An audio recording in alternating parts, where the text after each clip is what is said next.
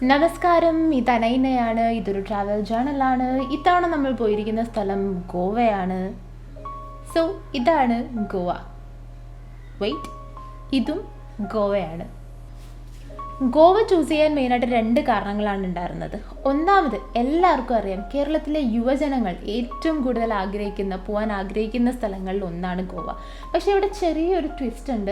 എന്താണെന്ന് വെച്ചാൽ ഇവിടെ യുവജനങ്ങളായിരുന്നില്ല, എൻ്റെ അമ്മയ്ക്കായിരുന്നു ഭയങ്കര ആഗ്രഹം ഗോവയിലൊന്ന് പോകണം, ഗോവ ഒന്ന് കാണണം. എല്ലാവരും പറഞ്ഞു കേട്ടിട്ടുണ്ട് വളരെ മനോഹരമായ ബീച്ചുകളും പാർട്ടികളും ഒക്കെയുള്ള സ്ഥലം. ആക്ച്വലി പാർട്ടി എന്ന് പറയുന്നതിനോട് നമുക്ക് അത്ര വലിയ താല്പര്യം ഉണ്ടായിരുന്നില്ലെങ്കിലും ഈ ബീച്ചും സ്ഥലങ്ങളും ഒക്കെ ഭയങ്കര മനോഹരമായൊരു സ്ഥലമാണ് ഗോവ എന്നുള്ള കാര്യങ്ങളൊക്കെ കേട്ടിട്ടുണ്ടായിരുന്നു.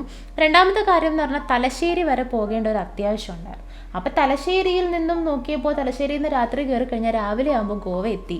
എങ്കിൽ പിന്നെ ഗോവ ഒന്ന് കണ്ടിട്ട് വരാം എന്ന് തീരുമാനിച്ചു. അങ്ങനെയാണ് ഗോവയിലേക്ക് ഒരു ട്രിപ്പ് അങ്ങനെ ഫൈനലൈസ് ചെയ്യുന്നത്. അപ്പം ഈ ട്രിപ്പ് 3 പാർട്ടായിട്ടാണ് നമുക്ക് പറയാൻ പറ്റുന്നത്. ഇത് ഫുൾ ഇൻ്റർ കണക്റ്റഡ് ആണ്. അതുകൊണ്ട് തന്നെ എങ്ങനെ പറഞ്ഞാലും എനിക്ക് തോന്നുന്നു കുളമാകും പറഞ്ഞു വരുമ്പോൾ. സോ ഞാൻ വിചാരിച്ചു ആദ്യം ബുക്കിങ്ങിൽ നിന്ന് സ്റ്റാർട്ട് ചെയ്യും. ഹോട്ടൽ ബുക്കിംഗാണ് ഞങ്ങൾ ആദ്യം ചെയ്തത്. അപ്പോൾ അതിൽ നിന്ന് സ്റ്റാർട്ട് ചെയ്യുന്നു. പിന്നെ ട്രാവലിലേക്ക് പോകുന്നു. ട്രാവൽ എന്ന് പറയുമ്പം സർവീസസ്, അതായത് taxi service, rental service, train service, അങ്ങനെയുള്ള കാര്യങ്ങളും അവസാനം ഏതൊക്കെ സ്ഥലങ്ങളിലാണ് പോയി കണ്ട് തിരിച്ച് വന്ന് തുടങ്ങിയ കാര്യങ്ങളാണ് ഞാൻ പറയാനായിട്ട് ഉദ്ദേശിക്കുന്നത്.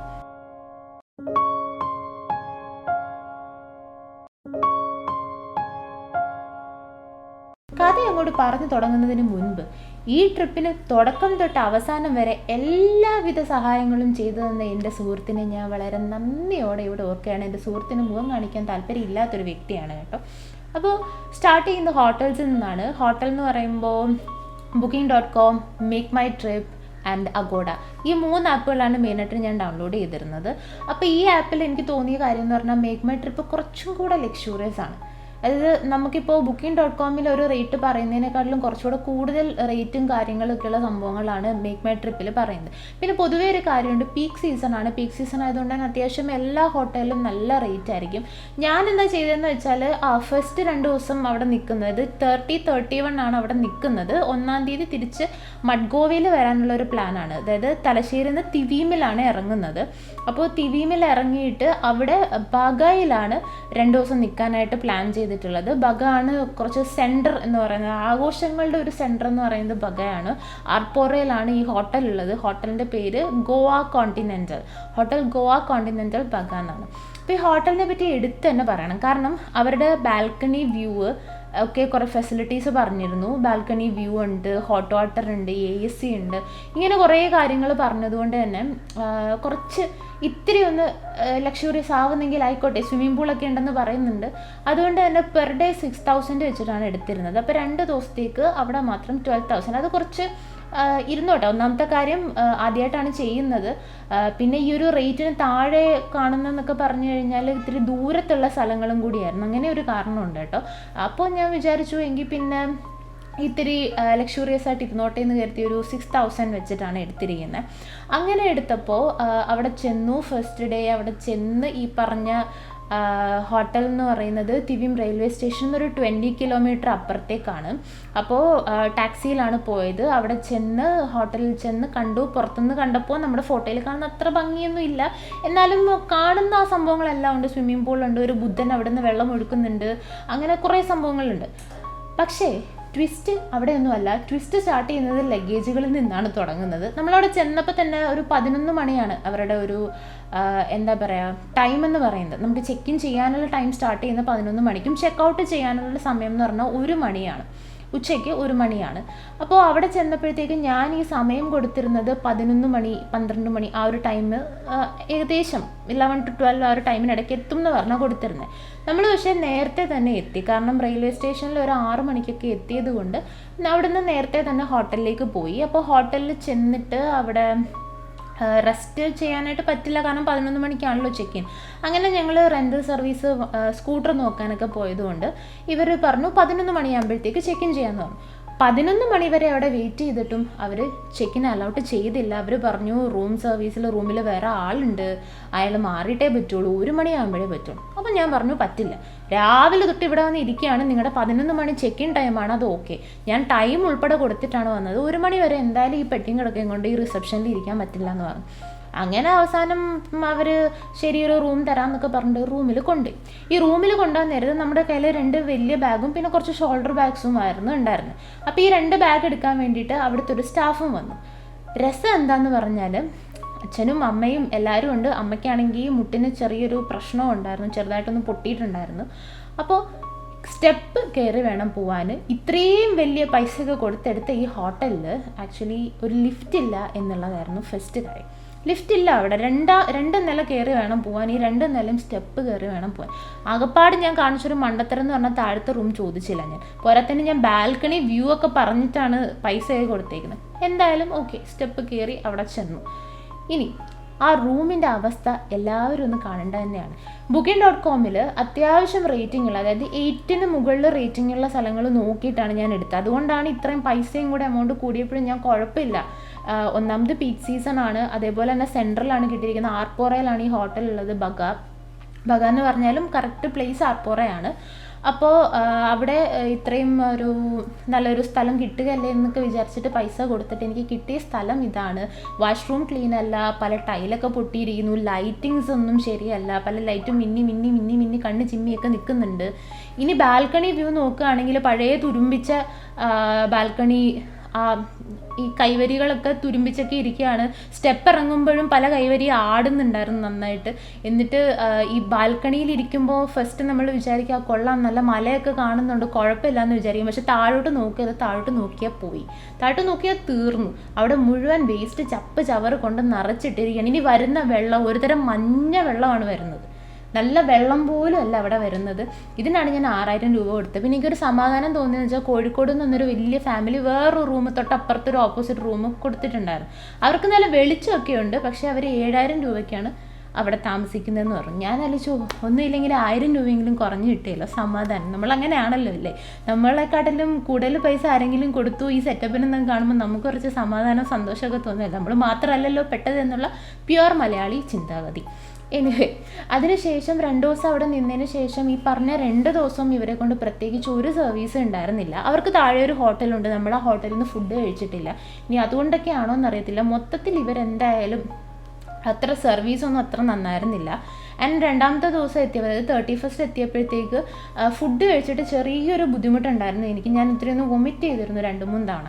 അങ്ങനെ വന്നപ്പോഴത്തേക്കും ഈ റെൻ്റൽ സ്കൂട്ടർ 2 നമ്മൾ എടുത്തിട്ടുണ്ടായിരുന്നു, 3 പേരുണ്ടായിരുന്നുകൊണ്ട്. അപ്പോൾ അച്ഛൻ ഒരെണ്ണം കൊണ്ട് കൊടുക്കാം, കൂടെ ഒരാളും കൂടെ ഒരു സ്കൂട്ടറിൽ പോവുമോ, ഞാൻ എക്സ്ട്രാ പേയ്മെൻറ്റ് ചെയ്യാമെന്ന് പറഞ്ഞപ്പോൾ അവർ ഓക്കെ പറഞ്ഞു. ഞാൻ താക്കോലും കൊണ്ട് അങ്ങോട്ട് ചെന്നപ്പോൾ അവർ പറയുകയാണ് ഞങ്ങൾ പോകാം, പക്ഷെ ഞങ്ങൾക്ക് ലൈസൻസ് ഇല്ല. ഇങ്ങനെയാണ് അവരുടെ മൊത്തത്തിലുള്ളൊരു പെരുമാറ്റ രീതി. ഇങ്ങനെയായിരുന്നു. അവസാനം അതായത് 3rd ഡേ 1-ാം തീയതി രാവിലെ അവിടെ നിന്ന് ചെക്കൗട്ട് ചെയ്യാനായിട്ട് നമ്മൾ കുറച്ച് നേരത്തെയാണ്, ഒരു 6 മണി 6:30 ആ സമയമായപ്പോഴത്തേക്ക് ചെക്കൗട്ട് ചെയ്തു. കാരണം ട്രെയിനിൽ മഡ്ഗോവയിലേക്ക് പോകാനുള്ള പ്ലാനായിരുന്നു. അപ്പോൾ അവിടെ ചെന്നപ്പോഴത്തേക്ക് ഇവർ പറഞ്ഞു ഒരു റൂം ചെക്ക് ചെയ്യണം, റൂം ചെക്ക് ചെയ്തതിന് ശേഷമേ നമുക്ക് പോകാൻ പറ്റുമെന്ന് പറഞ്ഞു. ബില്ലെല്ലാം ഓൾറെഡി ഫുള്ള് സെറ്റിൽ ചെയ്തിരിക്കുകയാണ്, അതുകൊണ്ട് അതിന് വേറെ കാര്യങ്ങളൊന്നും അവിടെ ചെയ്യാനില്ല. ഒരാൾ പോയിട്ട് റൂം ചെക്ക് ചെയ്തിട്ട് ഈ ചെയ്തു എന്നുള്ള ഇൻഫർമേഷൻ നമുക്ക് തരുന്നില്ല. ഞാൻ ഇടയ്ക്ക് ചോദിച്ചപ്പോൾ ചെക്ക് ചെയ്യുന്നേ ഉള്ളൂ എന്ന് പറഞ്ഞു. അത് കഴിഞ്ഞിട്ട് നമ്മളവിടെ ഇരിക്കുകയാണ്. കുറേ നേരം കഴിഞ്ഞിട്ട് ഇവരുടെ ഭാഗത്തുനിന്ന് ഒരു റെസ്പോൺസും ഇല്ല. ഇവിടെ തൊട്ട് മുമ്പിലാണ് ഞാനും അമ്മയും ഇരിക്കുന്നത്. എന്നിട്ട് ഇവരുടെ ഭാഗത്തുനിന്ന് ഒരു റെസ്പോൺസും ഇല്ല. അവസാനം ഞാൻ വീണ്ടും പോയി ചോദിച്ചപ്പോഴാണ് അതൊക്കെ ചെയ്ത് കഴിഞ്ഞല്ലോ. നമുക്കൊന്നും പറയാൻ പറ്റാത്ത ഒരു സിറ്റുവേഷൻ ഉണ്ടായിരുന്നു അവിടെ. സോ ചുരുക്കി പറഞ്ഞാൽ ഈ പറയുന്ന ഗോവ കോണ്ടിനെൻ്റൽ ഹോട്ടൽ, ബഗയിലുള്ള ഈ ഹോട്ടൽ എന്ന് പറയുന്നത് പുവർ സർവീസാണ്. ഞാൻ അകത്തെ കാര്യം പറയുകയാണെങ്കിൽ ചൂടുവെള്ളമൊന്നുമില്ല, നല്ല തണുപ്പാണ്. ഡിസംബർ സമയം എന്ന് പറയുന്നത് അത്യാവശ്യം നല്ല തണുപ്പുള്ള സമയമാണ്. നമുക്കൊരു ഹുഡിയോ ജാക്കറ്റോ ഒന്നും ഇടാതെ പുറത്തേക്ക് പോലും ഇറങ്ങാൻ പറ്റില്ല, അത്രയ്ക്ക് തണുപ്പുള്ള സമയമാണ്. എന്നിട്ട് പോലും ചൂടുവെള്ളവർക്ക് സർവീസ് ഇല്ല. ആദ്യത്തെ കുറച്ച് നേരം കിട്ടി, പിന്നെ ചൂടുവെള്ളമേ ഇല്ല. അങ്ങനെ ഒരു വൃത്തികെട്ട സെറ്റപ്പുള്ള ഹോട്ടലാണ്. പറയുമ്പം പിക്ചറിൽ കാണിച്ചിരിക്കുന്നതൊക്കെ ശരിയാണ്, പക്ഷേ ഇതിലൊന്നും ഒരു കാര്യവും ഇല്ല എന്നുള്ളതാണ്. ഞാൻ നല്ല കണക്കിന് റിവ്യൂ ചെയ്ത് കൊടുത്തിട്ടുണ്ട്. പക്ഷേ ഇതൊക്കെ ആരെങ്കിലും കാണുമെന്ന് എനിക്കറിയില്ല, കാരണം ഒരുപാട് പേര് നല്ല റിവ്യൂസ് പറഞ്ഞിട്ടുണ്ട്. ഒത്തിരി പേര് നല്ല റിവ്യൂസ് പറഞ്ഞിട്ടുണ്ട്. എനിക്കൊന്നും അത് വെച്ച് നോക്കുമ്പോഴത്തേക്ക് ഈ റിവ്യൂസൊക്കെ ആരെങ്കിലും കാണുമോ കേൾക്കുമോ എന്ന് പോലും അറിയില്ല. എന്തായാലും അവിടുന്ന് ഇറങ്ങി നേരെ പോയിട്ടുണ്ടായിരുന്നത് മഡ്ഗോവയിലാണ്. മഡ്ഗോവയിൽ പെർ ഡേ 3000 വെച്ചിട്ടാണ് ഒരു ഹോട്ടൽ കൊടുത്തിരുന്നത്. അപ്പോൾ ഈ ഹോട്ടൽ എന്ന് പറയുമ്പോൾ ഹോട്ടൽ സിറ്റി ഗാർഡൻ എന്നാണ് അതിൻ്റെ പേര്. പ്രോപ്പർ മഡ്ഗോവയിൽ തന്നെയാണ്. മഡ്ഗോവ റെയിൽവേ സ്റ്റേഷനിൽ നിന്ന് ഒരു 3.4 അത്ര ഒരു കിലോമീറ്റർ, 3-3.5 കിലോമീറ്ററിനകത്തേ അത് വരുള്ളൂ. അപ്പോൾ ഈ ഹോട്ടൽ എന്ന് പറഞ്ഞാൽ ഇത് നമ്മൾ ചെന്ന് കണ്ടപ്പോൾ പേടിച്ചു, ദൈവമേ മറ്റേതിനെക്കാട്ടിലും കഷ്ടമാണല്ലോ എന്ന് വിചാരിച്ചു. കാരണം പഴയ ഒരു ബിൽഡിങ്ങിലേക്കാണ് നമ്മൾ കാണുന്നത്, ഒരു വലിയ പഴയ ബിൽഡിങ്. അപ്പോൾ താഴത്ത് നോക്കുമ്പം ലിഫ്റ്റ് പോലത്തെ എന്തോ ഒരു സംഭവം കാണുന്നുണ്ട്, പക്ഷെ ലിഫ്റ്റ് ആണോന്ന് അറിയത്തില്ല. ഈ പെട്ടിയൊക്കെ ചുമന്ന് ഇതിൻ്റെ 3rd ഫ്ലോറിലാണ്. ഹോട്ടൽ 3rd ഫ്ലോർ മാത്രമേ ഉള്ളൂ, ആ വലിയ ബിൽഡിങ്ങിൻ്റെ 3rd ഫ്ലോർ മാത്രമേ ഹോട്ടലുള്ളൂ. അപ്പോൾ അങ്ങനെ കയറി പോവാം. എന്തായാലും കുറച്ച് നേരം വെയിറ്റ് ചെയ്തിട്ട് ഞാൻ ഇത്ര നേരം അവിടെ ഇരുന്നു, ടയേർഡായി. ഇത്ര നേരം അവിടെ ഇരുന്നിട്ട് ഇനി പെട്ടിയും കിടക്കി എടുത്ത് ഇങ്ങനെ കയറണമല്ലോ എന്ന് ആലോചിച്ചപ്പോൾ ഒരാൾ ഇറങ്ങി ലിഫ്റ്റിൽ വന്നത്. ആക്ച്വലി ലിഫ്റ്റായിരുന്നു, പക്ഷെ അത് ഓപ്പൺ ചെയ്യാൻ പറ്റാത്ത എന്താണെന്ന് വെച്ചാൽ ആ ലിഫ്റ്റ് നമ്മൾ പ്രസ് ചെയ്ത് ലിഫ്റ്റ് താഴെ വന്നെങ്കിൽ മാത്രമേ ഓപ്പൺ ചെയ്യാൻ പറ്റുള്ളൂ. സത്യം പറഞ്ഞാൽ അത് കുറച്ച് സ്കെയറിയാണ്, കാരണം പഴയ ഒരു ലിഫ്റ്റാണ്. അപ്പോൾ ആ ലിഫ്റ്റിൽ നമ്മുടെ എന്താ പറയുക, 2 ഡോറ്, ഒരു ഡോറ് തുറന്ന് ഗ്രില്ല് തുറന്ന് കയറി ഇതെല്ലാം അടച്ചതിന് ശേഷം വേണം ആ ലിഫ്റ്റ് ഓപ്പറേറ്റ് ചെയ്യാൻ. എന്തായാലും ലഗേജിനൊക്കെ പുള്ളി സഹായിച്ചു, റിസപ്ഷനിലും പുള്ളി മാത്രമേ ഉള്ളൂ. പക്ഷെ ഒരു കാര്യമുണ്ട് കേട്ടോ, നമ്മൾ എന്താണോ പിക്ചറിൽ കണ്ടത് അതേപോലെ തന്നെ ആയിരുന്നു ഹോട്ടൽ. സംഭവം ബിൽഡിങ് പഴയതാണെന്ന് നമുക്ക് തോന്നും, അകത്ത് കയറുമ്പോൾ അയ്യോ ലിഫ്റ്റൊക്കെ എങ്ങനെയാണ്, ലിഫ്റ്റ് കുറച്ച് സ്കെയറിയാണ്, നമുക്ക് ഇത്തിരി പേടി തോന്നും അതിൻ്റെ വർക്കിംഗ് കണ്ടീഷൻ കാണുമ്പോഴത്തേക്ക്. പക്ഷേ ഹോട്ടൽ എങ്ങനെയായിരുന്നു എന്ന് വെച്ചാൽ റൂമൊക്കെ നല്ല സെറ്റപ്പായിരുന്നു, സർവീസ് നല്ല സർവീസായിരുന്നു, A to Z കാര്യങ്ങളിൽ അവരെ ഹെൽപ്പ് ചെയ്യും. അപ്പോൾ ആ റൂമിൻ്റെ കീക്ക് ചെറിയൊരു പ്രോബ്ലം ഉണ്ടായിരുന്നു, ലോക്ക് ചെയ്യാനായിട്ടൊരു ഇത്തിരി ബുദ്ധിമുട്ടുള്ളതുകൊണ്ട് അവർ പറഞ്ഞു വെയിറ്റ് ചെയ്യാമെങ്കിൽ വേറൊരു റൂം തരാമെന്ന് പറഞ്ഞു. അഡീഷണലായിട്ട് ബെഡ് തരാമെന്ന് പറഞ്ഞു, 3 പേരുള്ളത് കൊണ്ട് അഡീഷണലായിട്ട് ബെഡ് തരാം. ആൻഡ് 24 hours ഹോട്ട് വാട്ടർ കിട്ടും. അങ്ങനെ എങ്ങനെ നോക്കിയാലും. പിന്നെ അവർ ആകെ ചെയ്യിച്ചൊരു കാര്യം എന്ന് പറഞ്ഞാൽ എന്നെക്കൊണ്ട് അവർ Booking.com ബുക്കിംഗ് ക്യാൻസൽ ചെയ്യിച്ചിട്ട് അവരെന്താ ചെയ്തതെന്ന് വെച്ചാൽ അവർക്ക്, അതായത് Booking.com സം 500 മുകളിൽ എന്തോ പോകും റേറ്റ്. ഞാൻ non-AC റൂമാണ് ബുക്ക് ചെയ്തത്. സോ അവരെന്നോട് പറഞ്ഞു AC റൂമിലേക്ക് ആക്കി തരാം, പക്ഷേ Booking.com ക്യാൻസൽ ചെയ്യണം, സെയിം എമൗണ്ട് അടച്ചാൽ മതി എന്ന് പറഞ്ഞു. ആൻഡ് 24 hours അവരുടെ സർവീസ് ഉണ്ട്, നമുക്ക് എന്ത് ഹെൽപ്പ് വേണമെങ്കിൽ അവർ ചെയ്തു തരും. നമുക്ക് അവരെന്തൊക്കെ സർവീസ് ഓഫർ ചെയ്യുന്നുണ്ടോ അതെല്ലാം അവർ ചെയ്തു തരുന്നുണ്ട്.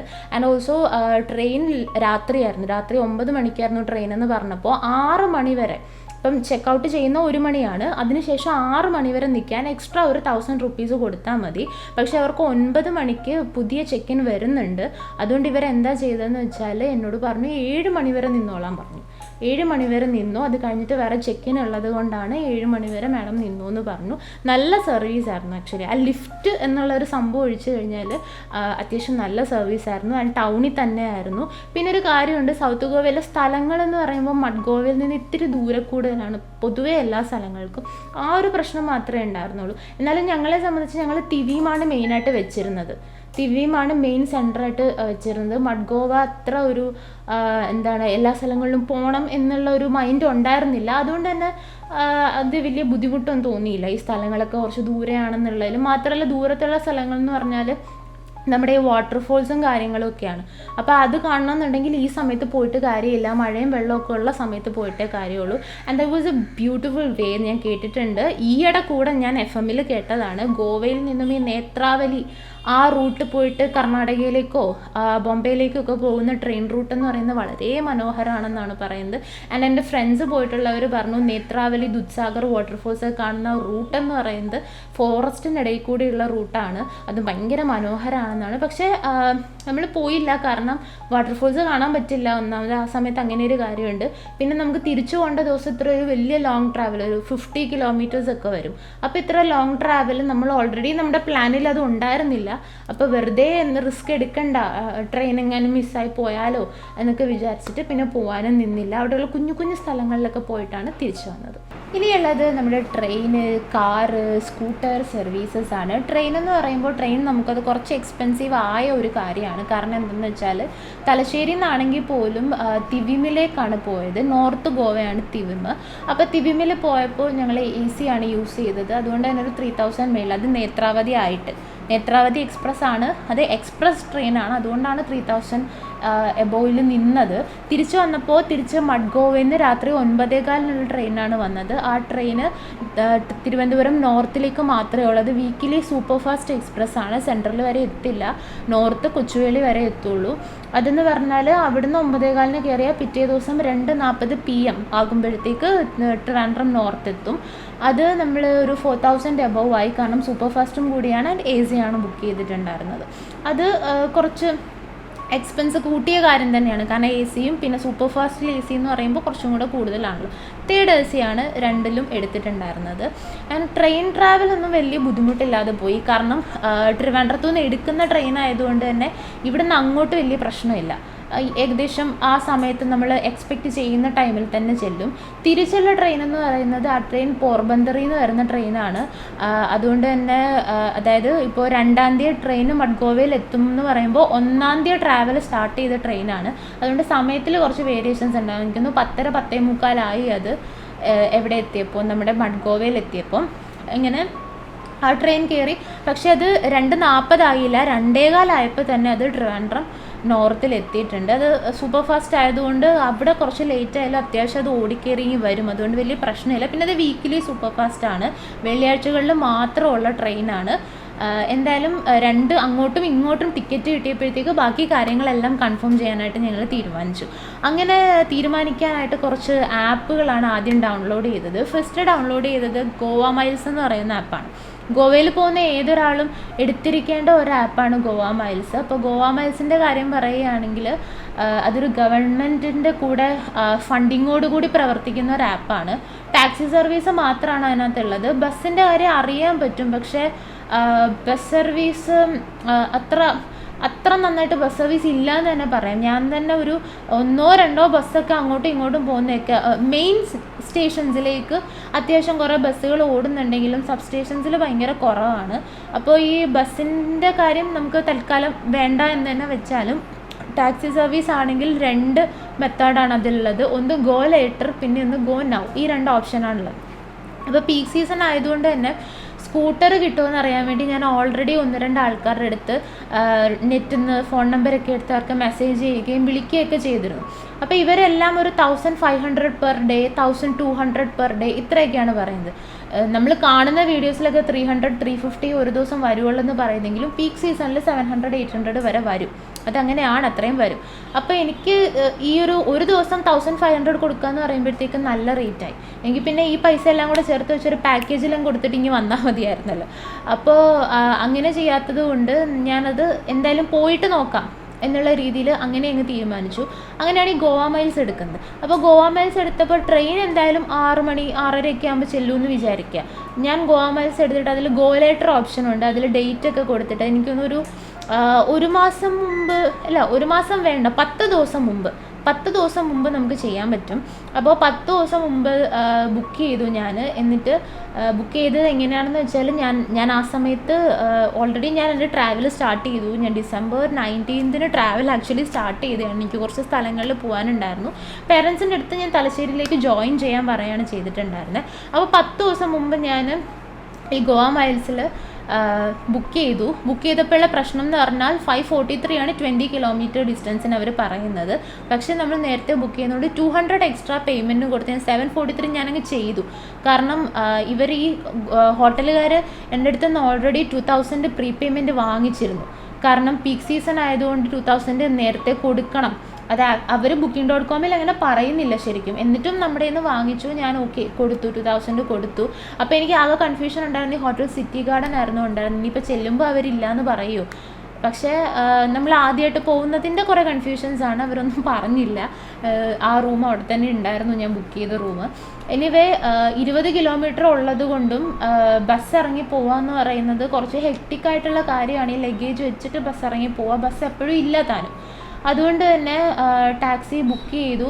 ആൻഡ് അവിടെ പ്രീപെയ്ഡ് ടാക്സി ഉണ്ട്. അവിടെ ചെന്ന് ചോദിച്ചാൽ പറഞ്ഞു 20 കിലോമീറ്ററിന് 900 ആണെന്ന് പറഞ്ഞു. അത് വെച്ച് നോക്കുമ്പോൾ ലാഭമാണ്. 743 കൊടുത്തിട്ടാണ് ഞാൻ ഇവിടുന്ന് ദിവ്യയിൽ നിന്ന് ബഗ വരെ പോയിട്ടുണ്ടായിരുന്നു. 20 കിലോമീറ്റർ ഡിസ്റ്റൻസ് ഉണ്ട്. അപ്പോൾ അവിടെ ചെന്നതിന് ശേഷം ഉണ്ടായ കാര്യങ്ങളൊക്കെ ഓൾറെഡി നമ്മൾ ഹോട്ടലിൻ്റെ കാര്യത്തിൽ പറഞ്ഞു. പിന്നൊരു പ്രശ്നം എന്ന് പറഞ്ഞാൽ ഈ സ്കൂട്ടർ സർവീസാണ്. ഞാൻ ഓൾറെഡി പറഞ്ഞു 1500 ഒക്കെയാണ് ചോദിക്കുന്നത്. അപ്പോൾ ഗോവയിൽ ഇറങ്ങിയിട്ട് കുറച്ച് സമയം ഉണ്ടായിരുന്നു. 6:30 തൊട്ട് ഒരു 9 മണി വരെ ഈ പറഞ്ഞ ടാക്സി വരുന്നത് വരെ സമയമുണ്ടല്ലോ. ടാക്സി ഒരു 8:30 ആയപ്പോഴത്തേക്ക് വന്നിട്ട് എന്നെ വിളിച്ചു കേട്ടോ. അപ്പോൾ ഞാൻ എന്തായാലും ഉള്ള സമയം കൊണ്ട് അവിടെ ചെറുതായിട്ടൊന്ന് കറങ്ങിയതെന്ന് എനിക്ക് മനസ്സിലായത് സ്കൂട്ടർ റെൻ്റൽസ് പലതും തീർന്നു, എല്ലാ ആൾക്കാരും എടുത്തിട്ടുണ്ട്. പിന്നെയുള്ള ഒരു റെൻ്റൽ സർവീസിൽ ചോദിച്ചപ്പോഴത്തേക്കും അവിടെ ഒരു മലയാളി ഫാമിലി നിൽക്കുന്നുണ്ടായിരുന്നു, ഒരു ചേട്ടനും ചേച്ചിയും. അപ്പോൾ ചേച്ചി പറഞ്ഞു ഇവർ വന്നപ്പോഴത്തേക്ക് ഇവർ ID കാർഡുകൾ എടുക്കാനായിട്ട് മറന്നുപോയി. എല്ലാ ഐ ഡി കാർഡുകളും എടുത്തില്ല. അതുകൊണ്ട് അവർക്ക് ലൈസൻസ് തന്നെ അവിടെ കൊടുക്കേണ്ടി വന്നു. പക്ഷേ നമുക്കങ്ങനെ ചെയ്യാൻ പറ്റില്ല. പോലീസ് ചെക്കിങ് വരുമ്പോൾ നമ്മുടെ ലൈസൻസ് നമുക്ക് കൊടുക്കണം. അതുകൊണ്ട് ആധാറോ പാൻ കാർഡോ അങ്ങനത്തെ വേറെ എന്തെങ്കിലും ഐ ഡി കാർഡേ നമുക്ക് അവിടെ കൊടുത്തിട്ട് വരാൻ പറ്റുള്ളൂ. ലൈസൻസിൻ്റെ കോപ്പിയൊന്നും കൊടുക്കേണ്ട ആവശ്യമില്ല. കോപ്പിയൊക്കെ എടുത്തിട്ടാണ് ഞാൻ പോയത്. പക്ഷേ അവർ ഫോട്ടോ എടുത്ത് വെക്കുകയുള്ളൂ. അവർ നമ്മുടെ കയ്യിൽ നിന്ന് കോപ്പിയൊന്നും വാങ്ങില്ല. അങ്ങനെ ഇരുന്നപ്പോഴത്തേക്ക് ഞാൻ എന്താ ചെയ്തതെന്ന് വെച്ചാൽ, ആ പുള്ളിക്കാരി അടുത്ത് ചോദിച്ചാൽ പറഞ്ഞു 1500 ആണ് ഒരു ദിവസം പറയുന്നത്, നാളെ ആകുമ്പോൾ അത് 2000 ആവുമെന്ന് പറഞ്ഞു. 31st ആകുമ്പോൾ അത് 2000 ആവും, 30ക്ക് 1500 എന്ന് പറഞ്ഞു. എന്തായാലും 10-20 കിലോമീറ്റർ ഉണ്ട്, ടാക്സി ബുക്ക് ചെയ്തിട്ടുണ്ട്, എന്തൊക്കെ സംഭവിച്ചാലും ബഗേൽ ചെന്നിട്ട് നോക്കാം എന്ന് തന്നെ വിചാരിച്ചു. എന്നാലും കുറേ സെർച്ച് ചെയ്ത് എനിക്കൊന്ന് ഒത്തിരി നാൾ സെർച്ച് ചെയ്തതിന് ശേഷമാണ് എനിക്കൊരു ആപ്പ് കിട്ടുന്നത്. ആപ്പിൻ്റെ പേര് ഫ്രീഡു റെൻ്റൽസ് എന്നാണ്. ടാക്സി, കാറുകളും സ്കൂട്ടറുകളും ബൈക്കുകളും ഒക്കെ റെൻറ്റിന് കിട്ടുന്ന ഒരു ആപ്പാണ്. ഈ ആപ്പിൽ പെർ ഡേ 800-ൽ ഞാൻ നിൽക്കുന്ന ബഗയിൽ നിന്നും ഹോട്ടലിൽ നിന്നും ഒരു 3 കിലോമീറ്റർ ഡിസ്റ്റൻസിൽ അഹമ്മദ് റെൻ്റൽസ് എന്ന് പറയുന്ന ഒരു റെൻ്റൽ ഷോപ്പ് ഉണ്ടായിരുന്നു. പെർ ഡേ 800-ന് ഫസീനോ ഞാൻ അതിൽ ബുക്ക് ചെയ്തു. പ്രീ പേയ്മെൻറ്റ് അടച്ച് തന്നെയാണ് ബുക്ക് ചെയ്യാൻ പറ്റുന്നത്, അങ്ങനെ ചെയ്യാൻ പറ്റുള്ളൂ. പിന്നെ ചെയ്ത ഒരു സംഭവം എന്ന് പറഞ്ഞാൽ ചോട്ടു റെൻ്റൽസ് എന്ന് പറയുന്നതിൽ 1000 കൊടുത്തിട്ട് ആക്റ്റീവ 125 ബുക്ക് ചെയ്തു. കാരണം 800 എടുത്തപ്പോൾ പിന്നെ ഉള്ളതെല്ലാം 1000 ആണ് കിടക്കുന്നത്. അത് 1000-ന്ന് മാറുന്നില്ല, ഇനി എല്ലാം 1000-ലാണ് കിടക്കുന്നത്, 800-നൊന്നും കിട്ടുന്നില്ല. അതുകൊണ്ട് ഞാൻ ആ 1000-ഉം കൂടെ 2 എണ്ണം അങ്ങനെ 2 വണ്ടി ബുക്ക് ചെയ്തു. അപ്പോൾ ബുക്ക് ചെയ്ത് കഴിഞ്ഞപ്പോൾ എൻ്റെത് കൺഫേമായി. എൻ്റെത് ഓൾറെഡി കൺഫേം ആയിട്ടും രണ്ടാമത് ബുക്ക് ചെയ്ത ആക്റ്റീവ 125 ഞാനത് അമ്മയുടെ ഫോണിൽ നിന്നാണ് ബുക്ക് ചെയ്തത്. ആ 125 ആക്ച്വലി അത് അപ്കമ്മിങ് സ്റ്റാറ്റസിലാണ് കിടക്കുന്നത്. അതുകൊണ്ട് അതിൻ്റെ കാര്യത്തിൽ ഒരു ചെറിയ കൺഫ്യൂഷൻ ഉണ്ടായിരുന്നു. അപ്പോൾ ഹോട്ടലിൽ ചെന്നിട്ട് ഹോട്ടലിൽ എന്തായാലും കുറേ നേരം വെയിറ്റ് ചെയ്യേണ്ടി വന്നതുകൊണ്ട് ഞങ്ങൾ നേരെ പുറത്തേക്ക് ഇറങ്ങിയിട്ട് ഈ 3 കിലോമീറ്റർ ഞാനും അച്ഛനും കൂടെ ഒരു ടാക്സി വിളിക്കാനായിട്ട് നോക്കിയപ്പോൾ ഇവർ പറഞ്ഞു, ആദ്യം ആൾ പറഞ്ഞു 300 രൂപ വേണമെന്ന് പറഞ്ഞു. രണ്ടാമതൊരാളുടെ അടുത്ത് ചോദിച്ചാൽ പറഞ്ഞു 400 രൂപ വേണമെന്ന് പറഞ്ഞു. എന്ന് വെച്ചാൽ കിലോമീറ്ററിന് 100 വെച്ചിട്ടാണ് ഇവർ പറയുന്നത് പേയ്മെൻറ്റ്. അങ്ങനെയാണ് ഇവരുടെ ഒരു രീതി. അവിടെ ചെന്ന് കഴിഞ്ഞാൽ അങ്ങനെയാണ്, എല്ലാ ടാക്സിക്കാരും ഇങ്ങനെയാണ് പറയുന്നത്. ഈവൻ ഓട്ടോക്കാർ ഏകദേശം ഇങ്ങനെയൊക്കെ തന്നെയായിരിക്കും പറയുന്നുണ്ടാവുക. അങ്ങനെ ആയപ്പോൾ എന്താ ചെയ്തതെന്ന് വെച്ചാൽ പതുക്കെ അങ്ങോട്ട് നടന്നു. സമയമുണ്ടല്ലോ, നടന്ന് അവിടെ എത്തി. എന്തായാലും അതൊരു നല്ല ഡിസിഷൻ ആയിരുന്നു എന്ന് വേണം പറയാൻ. കാരണം ഇവരുടെ ഞാൻ ടൈം ഈ ആപ്പിൽ കൊടുത്തിരുന്ന സമയം എന്ന് പറഞ്ഞാൽ 1 മണി 2 മണി ആ ഒരു സമയമായിരുന്നു കൊടുത്തിരുന്നത്. ഹോട്ടലിൽ ചെന്ന് ഫ്രഷപ്പായി പോകാനുള്ളൊരു സമയമായിരുന്നു ഞാൻ അതിൽ കൊടുത്തിരുന്നത്. പക്ഷേ നേരത്തെ പോയത് കൊണ്ട് ഇവരിത് കണ്ടിട്ടില്ല. ചോട്ടു റെൻ്റൽസ്, അതായത് ആക്റ്റീവ 125 ചെയ്ത ചോട്ടു ബൈക്സ് ആൻഡ് റെൻ്റൽസിലാണ് ആദ്യം പോയത്.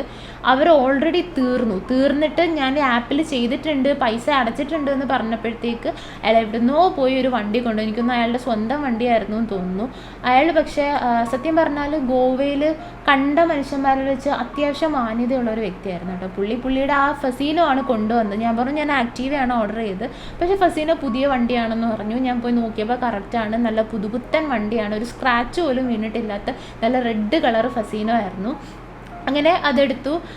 ഞാൻ ചോദിച്ചു, അപ്പം എൻ്റെ മനസ്സിലെ വിചാരം എന്ന് പറഞ്ഞാൽ ഓൾറെഡി ഒരെണ്ണം കൺഫേം ആയിട്ടുണ്ടല്ലോ, അപ്പോൾ ഒരെണ്ണം കിട്ടി, ഇനി മറ്റേതും കൂടെ നോക്കിയാൽ മതി എന്നൊക്കെ പറഞ്ഞ് ലൊക്കേഷൻ എടുക്കാനായിട്ട് നോക്കിയപ്പോൾ ആപ്പിൽ തന്നെ ലൊക്കേഷനൊക്കെ ഉണ്ട്, നമുക്ക് ലൊക്കേഷൻ എടുക്കാൻ പറ്റും.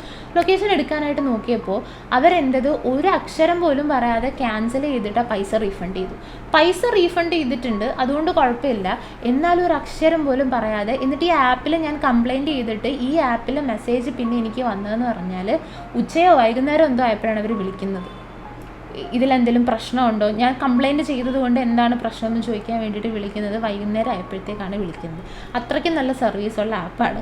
പൊതുവേ അവിടുത്തെ എല്ലാ ആപ്പുകളിലും ഇങ്ങനത്തെ കുറേ പ്രശ്നമുണ്ട്. ഇപ്പം ഗോവ മൈൽസ് ആണെന്ന് പറഞ്ഞാലും ഗോവ മൈൽസിൽ വാലറ്റ് ഉണ്ട്, ആമസോൺ പേ ഒക്കെ പോലെ ഒരു വാലറ്റ് ഉണ്ട്. അതിനകത്ത് ഈ വാലറ്റിലേക്ക് നമ്മൾ പൈസ ഇട്ട് കൊടുത്തെങ്കിൽ മാത്രമേ നമുക്ക് എന്ത് ചെയ്യുള്ളൂ, ഈ പറയുന്ന ടാക്സി ബുക്ക് ചെയ്യാൻ പറ്റുള്ളൂ. എന്നിട്ട് നമ്മൾ OTP നമ്പർ പറഞ്ഞു കൊടുക്കുമ്പം ഈ പൈസ നേരെ അവരുടെ അക്കൗണ്ടിലേക്ക് പോകും. ഇതിലൊരു രസം എന്താണെന്ന് പറഞ്ഞാൽ OTP നമ്പർ പറഞ്ഞു കൊടുക്കാതെ ഞാൻ ക്യാൻസൽ ചെയ്തിട്ട് എൻ്റെ പൈസ പോയി എന്നുള്ളതാണ്. ഒരു തവണ മഡ്ഗോവയിൽ വെച്ച് പോയിട്ട് ഞാനത് റീഫണ്ട് ചെയ്യാനായിട്ട് ഇഷ്യൂ ചെയ്തപ്പോൾ ജനുവരി 9 വരെയാണ് വെയിറ്റ് ചെയ്യാൻ പറഞ്ഞിരിക്കുന്നത്. ഇതുവരെ റീഫണ്ട് ആയോ എന്ന് എനിക്കറിയില്ല. ഞാൻ ചെക്ക് ചെയ്ത സമയം വരെ അത് എന്തായാലും ആയിട്ടില്ല. ഇനി അതിൽ നിന്ന് ആ വാലറ്റിൽ നിന്ന് ഒരു 300 റുപ്പീസോളം ഉണ്ടായിരുന്നു. അത് പിന്നെ തിരിച്ച് എൻ്റെ അക്കൗണ്ടിലേക്ക് കിട്ടുമോ എന്നുള്ള കാര്യം പോലും അറിയില്ല. അത് ഏകദേശം പോയ പോലെ തന്നെയാണ്. അങ്ങനെ ചില പ്രശ്നങ്ങളൊക്കെ ഈ ആപ്പിനെല്ലാം ഉണ്ട്. അപ്പോൾ ഈ ഫ്രീ ഡു റെൻ്റൽസിലെ മറ്റേത് ക്യാൻസൽ ആയല്ലോ, എന്ത് ചെയ്യുമെന്നറിയാതെ ഇങ്ങനെ വിഷമിച്ച് നടന്നപ്പോൾ തൊട്ടപ്പുറത്ത് ഇത്തിരി ഒന്ന് മുന്നോട്ട് നടന്നാലൊരു റെൻ്റൽസ് കണ്ടിട്ടുണ്ടായിരുന്നു.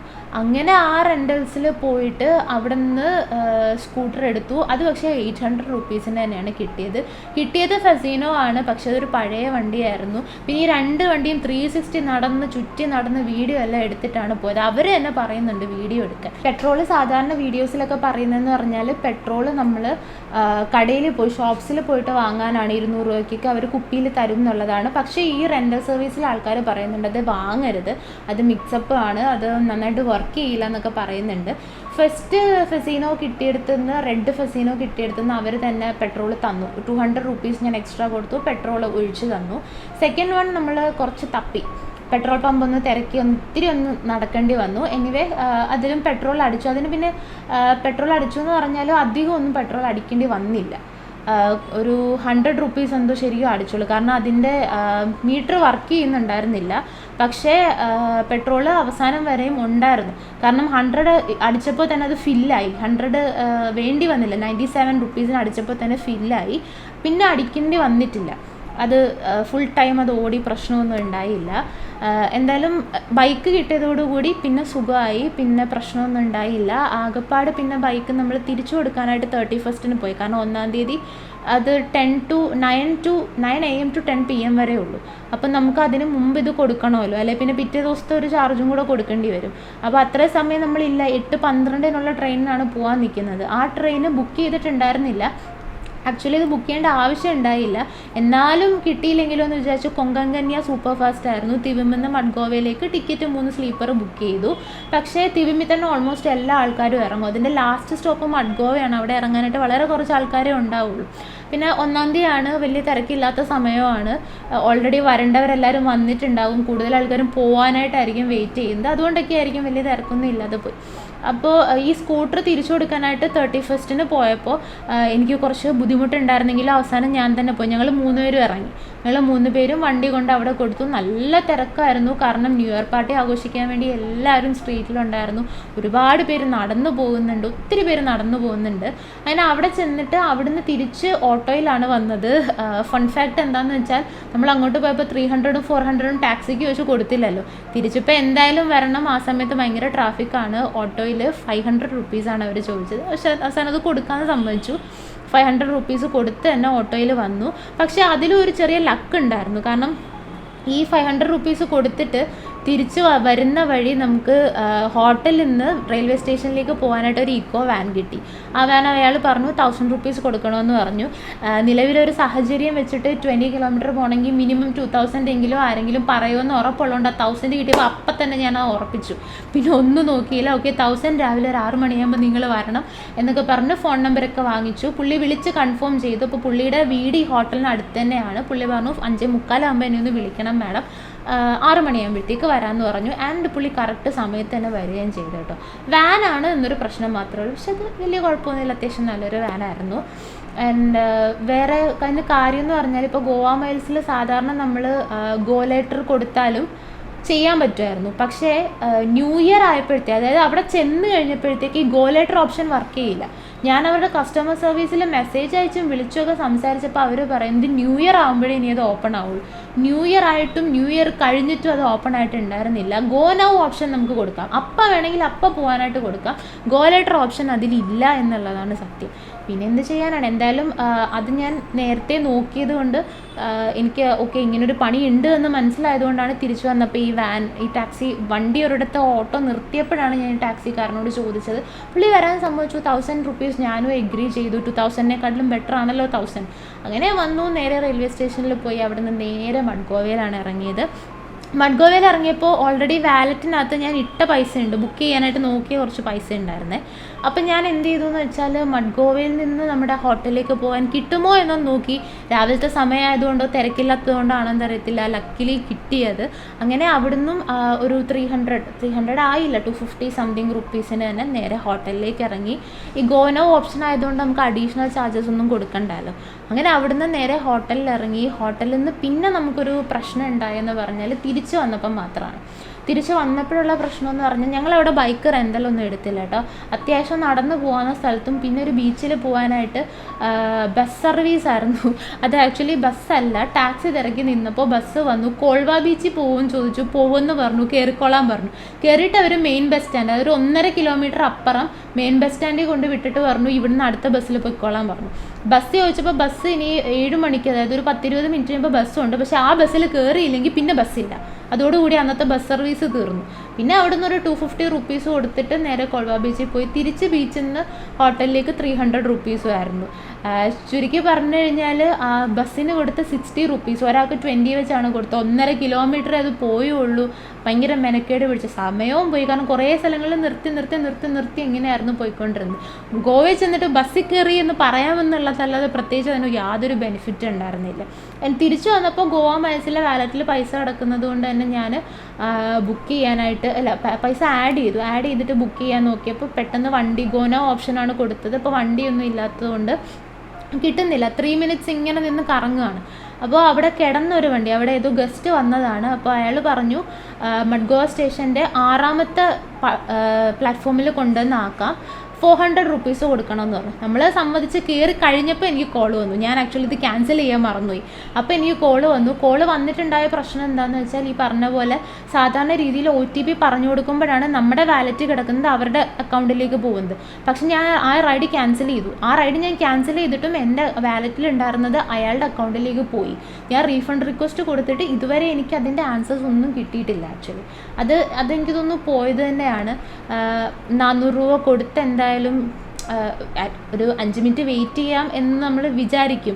പക്ഷേ ആ സമയത്ത് ഒരു പ്രശ്നം എന്തായിരുന്നു എന്ന് വെച്ചാൽ 7 മണിയായി, നമുക്ക് റെയിൽവേ സ്റ്റേഷനിൽ പോകണം. ഈ ടാക്സി സർവീസ് നമുക്ക് ഗോവ മൈൽസിൽ കിട്ടുമെന്ന് ഒരിക്കലും വിശ്വസിക്കാൻ പറ്റില്ല. ഈവൻ ഞാൻ നേരത്തെ ഷെഡ്യൂൾ ചെയ്ത് കൊടുത്തപ്പോൾ തന്നെ എനിക്ക് വന്ന ഇൻഫർമേഷൻ എന്തായിരുന്നു എന്നറിയോ, അവൈലബിലിറ്റി അനുസരിച്ച് കിട്ടും എന്നായിരുന്നു. ഞാൻ എക്സ്ട്രാ 200 രൂപയും കൊടുത്ത് ഗോ ലെറ്ററിലെ ഓപ്ഷനിൽ ടാക്സി ബുക്ക് ചെയ്തിട്ടപ്പോൾ എനിക്ക് വന്ന മറുപടി, എനിക്ക് കൺഫർമേഷൻ പേയ്മെൻ്റ് എല്ലാം കഴിഞ്ഞപ്പോൾ വന്ന മറുപടി ഇങ്ങനെയാണ്: നിങ്ങളുടെ സമയത്ത് ടാക്സി സർവീസ് വെഹിക്കിൾ അവൈലബിൾ ആണെങ്കിൽ മാത്രം സമയത്തിനനുസരിച്ച് വരും, ഇല്ലെങ്കിൽ സമയം മാറാൻ ചാൻസ് ഉണ്ടെന്ന് പറഞ്ഞിട്ടാണ് വന്നത്. അപ്പോൾ അവിടുത്തെ ആപ്പുകളെല്ലാം വർക്ക് ചെയ്യുന്ന ഏതാണ്ട് ഈ ഒരു രീതിയിലാണ്. എന്നാലും വലിയ തിരക്കില്ലാത്ത സമയമാണെങ്കിൽ നമുക്ക് ഇത്രയും ചാർജ് ഇല്ലാതെ ഒപ്പിക്കാം. പീക്ക് സീസണിലൊക്കെ പോയി കഴിഞ്ഞാൽ ഏകദേശം ഇതൊക്കെ ആയിരിക്കും ഗോവയിലുള്ള ഒരു അവസ്ഥയെന്ന് പറയുന്നത്. ടാക്സി സർവീസ്, റെൻ്റൽ സർവീസ് അവസ്ഥയൊക്കെ ഇതൊക്കെ തന്നെ ആയിരിക്കും. ഗോവയിലെ പ്ലേസസ് എന്ന് പറയുമ്പോൾ നമ്മൾ തിമിമിൽ ചെന്ന് ഇറങ്ങുന്നത് 30-ാം തീയതിയാണ്. 30-ാം തീയതി നേരെ അവിടെ നിന്ന് റെയിൽവേ സ്റ്റേഷനിൽ നിന്ന് താഴേക്ക് ഇറങ്ങിക്കഴിഞ്ഞാൽ, റെയിൽവേ സ്റ്റേഷൻ കുറച്ച് ഹൈറ്റിലാണ് ഇരിക്കുന്നത്. അപ്പോൾ അവിടെ നിന്ന് താഴേക്ക് ഇറങ്ങിക്കഴിഞ്ഞാൽ ഒരു മലയാളി കടയുണ്ട്. അവിടെ കടയൊക്കെ നല്ലതാണ്, മലയാളികളാണ്, എല്ലാവരും പരിചയപ്പെട്ടു. ഇടുക്കി നിന്നൊക്കെയുള്ള ആൾക്കാരൊക്കെയാണ് നടത്തുന്നത്. അങ്ങനെ കുറേ ആൾക്കാരൊക്കെ കണ്ട് ഓൾമോസ്റ്റ് കുറേ മലയാളീസ് അവിടെ നിൽപ്പുണ്ട് ഫുഡ് കഴിക്കാനായിട്ട്. എനിക്കൊന്നും അവിടെ വരുന്ന ഏകദേശം എല്ലാ മലയാളീസും അവിടെ നിന്ന് ഫുഡ് കഴിക്കുന്നുണ്ട്. ഞങ്ങളും അവിടെ ഫുഡ് കഴിക്കാനായിട്ട് കയറി. പക്ഷേ ഒരു ദോശയ്ക്കൊക്കെ 110 രൂപയാണ് അവിടെ ചോദിക്കുന്നത്. ആ ഒരു പ്രശ്നം മാത്രമേ ഉള്ളൂ. ഗോവ ലക്ഷൂറിയസ് ആണെന്ന് പറഞ്ഞാൽ ഇത്ര ലക്ഷൂറിയസ് ആണെന്ന് ഞാൻ വിചാരിച്ചില്ല തുടക്കത്തിൽ തന്നെ.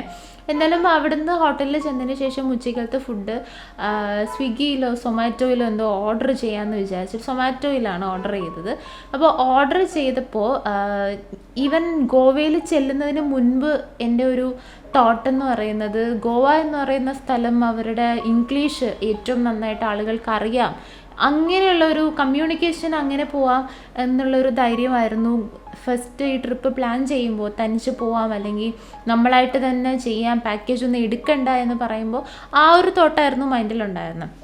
പക്ഷെ അവിടെ ചെന്നപ്പോഴും ഈവൻ അവിടുന്ന് ആളുകൾ വിളിച്ച് സംസാരിച്ചപ്പോഴും എല്ലാം എനിക്ക് മനസ്സിലായ ഒരു കാര്യം എന്ന് പറഞ്ഞാൽ, ഈ ഇംഗ്ലീഷ് അവർക്ക് എല്ലാവർക്കും, അവിടെയുള്ള ലോക്കൽ ആളുകൾക്ക് പോലും, അവിടുത്തെ നേറ്റീവ്സിനും ഈവൻ ചെറിയ ജോലി ചെയ്യുന്ന ആളുകൾക്ക് പോലും ഇംഗ്ലീഷ് അറിയാമെന്നുള്ളത് എനിക്ക് തോന്നുന്നു കഴിഞ്ഞ ഒരു ജനറേഷനോട് കൂടി അത് കഴിഞ്ഞു പോയിട്ടുണ്ടെന്നാണ് തോന്നുന്നത്.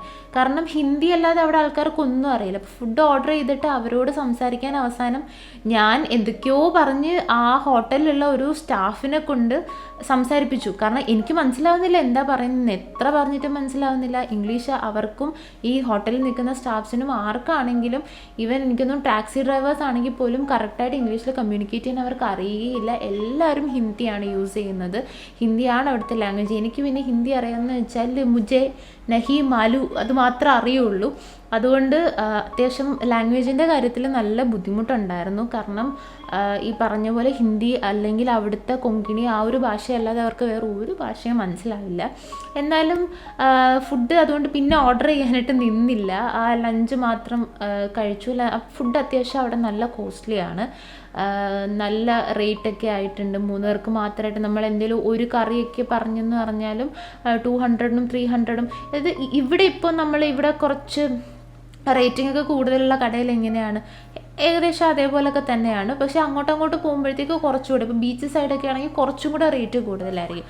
അപ്പോൾ ഫസ്റ്റ് ഞങ്ങൾ പോയെന്ന് പറഞ്ഞാൽ ഇവിടുന്ന് നേരെ ചപ്പോറ ഫോർട്ടിലേക്കാണ് പോയത്. കാരണം അന്ന് പിന്നെ ഉച്ച കഴിഞ്ഞിട്ട് അല്ലേ ഇറങ്ങുന്നുള്ളൂ. അപ്പോൾ ഉച്ച കഴിഞ്ഞിട്ട് ഫുഡ് കഴിച്ചിട്ട് നേരെ ചപ്പോറ ഫോർട്ടിലേക്ക് കുറച്ച് ഇത്തിരി ഒന്ന് ഡിലേ ആക്കിയിട്ടാണ് പോയത്. കാരണം എന്ന് വെച്ചാൽ നല്ല നട്ടപ്പുറ വെയിലായിരിക്കും ഫോർട്ടിലൊക്കെ പോയി കഴിഞ്ഞാൽ, ഉച്ചയ്ക്കൊക്കെ ഇറങ്ങിക്കഴിഞ്ഞാൽ. അപ്പോൾ ഒരു ഈവനിങ് ആവാറായപ്പോഴത്തേക്ക് ചപ്പോറ ഫോർട്ടിൽ പോയി. ഫോർട്ട് എന്ന് പറയാനായിട്ട് ഒരു കുന്നിൻ്റെ മണ്ടയ്ക്ക് ഒരു കോട്ട ഇരിപ്പുണ്ട്. കോട്ടയുടെ ഭംഗി എന്ന് പറയുന്നത് അതിൻ്റെ ഉള്ളിൽ കയറി കഴിയുമ്പോഴാണ്. ഉള്ളിൽ കയറി കഴിഞ്ഞാൽ അതിൻ്റെ ഒരു സൈഡിൽ ഫുള്ള് കടലാണ്, വേറൊരു സൈഡിൽ ഒരു റിവറാണ്. ആക്ച്വലി ഇത് രണ്ടും തമ്മിൽ വന്ന് ജോയിൻ ചെയ്യുന്നൊരു പോയിന്റിലാണ് ഈ കോട്ട ഇരിക്കുന്നത്. ഈ കോട്ട എല്ലാവരും ഒരു പ്രത്യേക പോയിന്റിൽ മാത്രം ആൾക്കാരിങ്ങനെ കൂടി നിൽക്കുന്ന കണ്ട് നോക്കിയപ്പോൾ അതിന് കാരണം എന്താണെന്ന് പറഞ്ഞാൽ ഒരു ഹിന്ദി സിനിമ ദിൽ ചാത്താ ഹേയോ അങ്ങനെ ഏതോ ഒരു ഹിന്ദി സിനിമ അവിടെ വെച്ച് ഷൂട്ട് ചെയ്തിട്ടുണ്ട്. അപ്പോൾ അമീർ ഖാനൊക്കെ വന്നിരിക്കുന്നൊരു പോസ് ഉണ്ടല്ലോ, ആ പോസിൽ ഇരുന്നിട്ട് എല്ലാവരും കൂടി ഇരുന്ന് ഫോട്ടോ ഒക്കെ എടുക്കുകയാണ്. ഫോട്ടോ എടുക്കാനുള്ള തള്ള അവിടെ കൂടുതലുള്ളതുകൊണ്ട് ജസ്റ്റ് പോയി കണ്ടിട്ട് വന്നേ ഉള്ളൂ, ഫോട്ടോ ഒന്നും എടുക്കാൻ നിന്നില്ല. അല്ലാതെ കുറച്ച് ക്ലിക്സൊക്കെ എടുത്തിട്ടുണ്ട്. എന്തായാലും ഫോർട്ട് അകം എന്ന് പറഞ്ഞാൽ അകം ഫുള്ള് അവർ നമ്മുടെ ഈ സിംഹം ഒക്കെ വരുന്നൊരു അവരുടെ ഒരു ഡ്രൈ ലാൻഡ് ഉണ്ടല്ലോ, എന്ന് വെച്ചാൽ സിംഹത്തിൻ്റെ കളറുമായിട്ട് മാച്ച് ചെയ്തിട്ടുള്ള ഡ്രൈ ഗ്രാസ് നിൽക്കുന്ന സ്ഥലത്താണല്ലോ അത് ഇര പിടിക്കാനായിട്ട് പോകുന്നത്. കാരണം അതിനെ പെട്ടെന്ന് നോട്ടീസ് ചെയ്യാതിരിക്കാൻ വേണ്ടിയിട്ട് ഏതാണ്ട് ആ ഒരു ഫീലായിരുന്നു. പണ്ട് മറ്റേ ഗൃഹലക്ഷ്മിയുടെ പരസ്യത്തിൽ സിംഹമൊക്കെ വരുന്ന ഒരു പാട്ടുണ്ടല്ലോ, അതുപോലൊക്കെയുള്ള ആ പരസ്യമൊക്കെയാണ് എനിക്ക് അവിടെ നിന്നപ്പോൾ ഓർമ്മ വന്നത്. കാരണം പുള്ളിക്കാരി സാരിയെ കൊടുത്ത് നിൽക്കുന്ന പോലത്തെ ഒരു പാറയും പിന്നെ അതിന് ചുറ്റും കുറേ ഡ്രൈ ഗ്രാസും ഇതൊക്കെയായിരുന്നു മെയിനായിട്ട് ഉണ്ടായിരുന്നത്. താഴത്ത് ആ ഫോർട്ടിൽ നിന്ന് തന്നെ താഴത്തോട്ട് ബീച്ച് സൈഡിലേക്ക് ഇറങ്ങാൻ പറ്റും. എന്നാലും അവിടെ നിന്ന് തന്നെ ബീച്ചിൽ ഇറങ്ങണമെന്നില്ല, തൊട്ടടുത്താണ് വാഗത്തൂർ ബീച്ച്. പിന്നെ ഇവിടെ പാർക്കിംഗ് ഉണ്ട്. നമ്മൾ പാർക്ക് ചെയ്ത് കൊണ്ടുവച്ച് കഴിഞ്ഞാൽ പൈസ കൊടുത്താൽ മതി. 20-30 രൂപയാണ്. ബീച്ചിൽ പോകുമ്പോഴത്തേക്ക് പക്ഷേ 50 രൂപയൊക്കെയാണ്. ചില ഫോർട്ടിൽ പോകുമ്പോഴും 50 രൂപ പാർക്കിംഗ് ചോദിക്കാറുണ്ട്. പക്ഷേ വാഗത്തൂർ ബീച്ചിൽ പോയപ്പോഴത്തേക്കും പാർക്കിംഗ് ഫീ ഇല്ല. അവിടെ പാർക്കിംഗ് അങ്ങനെ ഫീ വാങ്ങിച്ചാരും അങ്ങനെ പാർക്ക് ചെയ്യുന്നില്ല. സത്യം പറഞ്ഞാൽ ഞങ്ങൾ ഇവിടുന്ന് പോയപ്പോൾ ഈ ഒരു സ്കൂട്ടർ റെൻറ്റിന് എടുക്കും എന്ന് വിചാരിച്ച് പോയതുകൊണ്ട് തന്നെ 2 വണ്ടിക്ക് 2 ചങ്ങലയും ഒരു ബൂട്ടൊക്കെ കൊണ്ടാണ് പോയത്. അത് ആവശ്യം വന്നു, അത് ഉപയോഗിച്ചിട്ടുണ്ട്. വാഗത്തോറിലത് ഉപയോഗം വന്നില്ല, കാരണം വണ്ടി നമ്മുടെ കൺമുന്നിൽ തന്നെ ഇരിപ്പുണ്ട്. പിന്നെ അത് യൂസ് വന്നതെന്ന് പറഞ്ഞാൽ അവിടുന്ന് അഞ്ജന ബീച്ചിൽ പോയപ്പോൾ അവിടെ പാർക്കിംഗ് ഉണ്ടായിരുന്നു, അവിടെയും യൂസ് ഒന്നും വന്നില്ല. ഈ ബീച്ചുകളിലൊക്കെ എന്ന് പറഞ്ഞാൽ സാധാരണയായിട്ട് എന്താ പറയുക, കാളകളാണ് ഇഷ്ടം പോലെ. പട്ടികൾ പിന്നെ ഉണ്ട്, എല്ലാ സ്ഥലത്തും ഉണ്ട്. പക്ഷെ കാളകൾ, നല്ല ഹമ്പുള്ള കാളകൾ ഇഷ്ടം പോലെ നടക്കുന്നുണ്ട്. നമ്മൾ ഓടിച്ചിട്ടാലൊന്നും അത് പോകത്തില്ല. നമ്മളൊന്നും പേടിയില്ല, മനുഷ്യന്മാരൊന്നും തീരെ പേടിയില്ല. അത് ഫുൾ അവിടെ ഇങ്ങനെ ചുറ്റി തന്നെ. അതിനെ കാണുമ്പോൾ നമുക്കാണ് പേടി വരുന്നത്. നല്ല വലിയ കൊമ്പൊക്കെ ആയിട്ട് വരുന്ന വലിയ സൈസുള്ള കാളകളാണ് വരുന്നത്. അപ്പോൾ അഞ്ജന ബീച്ചിൽ പോയപ്പോഴും ഈ ലോക്കും ചെയ്യണമെന്ന് ആവശ്യം വന്നില്ല. അവിടുന്ന് നേരെ നമ്മൾ പോയെന്ന് പറഞ്ഞാൽ മപ്പൂസ മാർക്കറ്റിലേക്കാണ് പോയത്. മാർക്കറ്റിൽ കൊണ്ടുവയ്ക്കുക എന്ന് പറയുമ്പോൾ അപ്പോഴത്തേക്ക് രാത്രിയുമായി. എല്ലാ വണ്ടികളും പാർക്ക് ചെയ്തിരിക്കുന്ന ഭാഗത്തും കൊണ്ടുവയ്ക്കാനേ നമുക്ക് പറ്റുള്ളൂ, പ്രത്യേകിച്ച് പാർക്കിങ്ങിലോട്ടൊന്നുമില്ല. അപ്പോൾ അവിടെ കൊണ്ടുവച്ചപ്പോൾ ഫുള്ള് ചെയിനൊക്കെ ഇട്ട് ലോക്കൊക്കെ ചെയ്താണ് വെച്ചിരുന്നത്. പിന്നെ സ്കൂട്ടർ തന്നപ്പോൾ തന്നെ അവർ പ്രത്യേകം പറഞ്ഞിരുന്നു ഈ സ്കൂട്ടറിൻ്റെ അകത്ത് ഹെൽമെറ്റ് അല്ലാതെ വേറെ ഒരു വിലപിടിപ്പുള്ള സാധനങ്ങളും വെക്കരുത്. എല്ലാം പറഞ്ഞത് ചോട്ടു ബൈക്സ് ആൻഡ് റെൻ്റൽസിൽ നിന്നാണ് പറഞ്ഞിട്ടുണ്ടായിരുന്നത്. പുള്ളി അത്യാവശ്യം നല്ല ഹെൽപ്ഫുള്ളായിരുന്നു. ഈ മാർക്കറ്റ് ശരിക്കും ഫ്രൈഡേയ്സ് ടൈമിലാണ്, എല്ലാ ഫ്രൈഡേയ്സിലാണ് ഈ മാർക്കറ്റ് നല്ല ലൈവായിട്ടിരിക്കുന്നതെന്നാണ് പറയുന്നത്. പക്ഷേ നമ്മൾ ഫ്രൈഡേ വരെ നിൽക്കുന്നില്ലല്ലോ, അതുകൊണ്ട് ആ ദിവസം മാർക്കറ്റിൽ പോയി കഴിഞ്ഞാൽ പാർട്ടി വെയറിൻ്റെ ഒരു കേന്ദ്രമാണ് കേട്ടോ മപ്പൂസ മാർക്കറ്റ് എന്ന് പറയുന്നത്. നോർമലി അവിടെ ഗോവയിൽ ഏറ്റവും കൂടുതൽ ആൾക്കാർ യൂസ് ചെയ്യുന്നതെന്ന് പറഞ്ഞാൽ സ്പൈസസ് വാങ്ങാൻ വേണ്ടി ഒരുപാട് വരുമായിരുന്നത് കണ്ടു. പിന്നെ നമ്മളങ്ങനെ സ്പൈസസ് ഒന്നും വാങ്ങാത്തത് കൊണ്ട് തന്നെ ഡ്രസ്സ് നോക്കിയപ്പോഴത്തേക്ക് നമുക്ക് 250-ക്കൊക്കെ നൈറ്റിയൊക്കെ കൊടുക്കുന്നുണ്ട്. 250. അതേപോലെ തന്നെ സാരീസൊക്കെ ആണെങ്കിലും അത്യാവശ്യം നല്ല വർക്കുള്ള സാരീസൊക്കെ ആണെങ്കിൽ അവർ 1,000-1,500 ആ ഒരു റേഞ്ചിനൊക്കെ. പിന്നെ ഇഷ്ടംപോലെ പാർട്ടി വെയർ ഗൗണുകളുണ്ട്. ഗൗൺ എന്ന് വെച്ചാൽ കറക്റ്റ് പാർട്ടി വെയർ ഗൗണാണ്. അത് ആക്ച്വലി ഷേപ്പ് ഫിറ്റേഴ്സ് ആയിരുന്നു എല്ലാം. അതുകൊണ്ട് ഞാൻ അങ്ങനെ അധികം അതിലേക്ക് പോയില്ല. പക്ഷെ എനിക്ക് തോന്നുന്നു റേറ്റ് ഇവിടെ തന്നെ വെച്ചൊക്കെ റേറ്റ് കുറവാണ്. അപ്പോൾ സാരി നോക്കിയപ്പോഴത്തേക്ക് നല്ല വർക്കുള്ള ഒരു സാരിക്ക് 1,300 ആയിരുന്നു പറഞ്ഞിരുന്നത്. 1,500 പറഞ്ഞിട്ട് പിന്നെ നമ്മൾ സംസാരിച്ച് 1,300. അവർക്ക് അത്യാവശ്യം എനിക്കൊന്ന് അവർക്ക് കുറച്ചും കൂടെ നമ്മൾ പറയുന്നത് ബെറ്ററായിട്ട് മനസ്സിലാവുന്നുണ്ട് കച്ചവടക്കാർ വരുമ്പോഴത്തേക്ക്. പക്ഷേ പൊതുവേ ഇപ്പോൾ ഹോട്ടൽ ജീവനക്കാരാണെങ്കിലും ബാക്കിയുള്ളവരാണെങ്കിലും തീരെ മനസ്സിലാവില്ല. അപ്പം അങ്ങനെ അവിടെ കുറച്ച് നേരം കറങ്ങി നടന്നു. അവിടെ പിന്നെ വാഷ്റൂം സൗകര്യമുണ്ട്, പൈസ കൊടുത്താൽ മതി, വാഷ്റൂമുണ്ട്. ആൻഡ് ഫുഡിന് ഹോട്ടൽസ് ഉണ്ട്.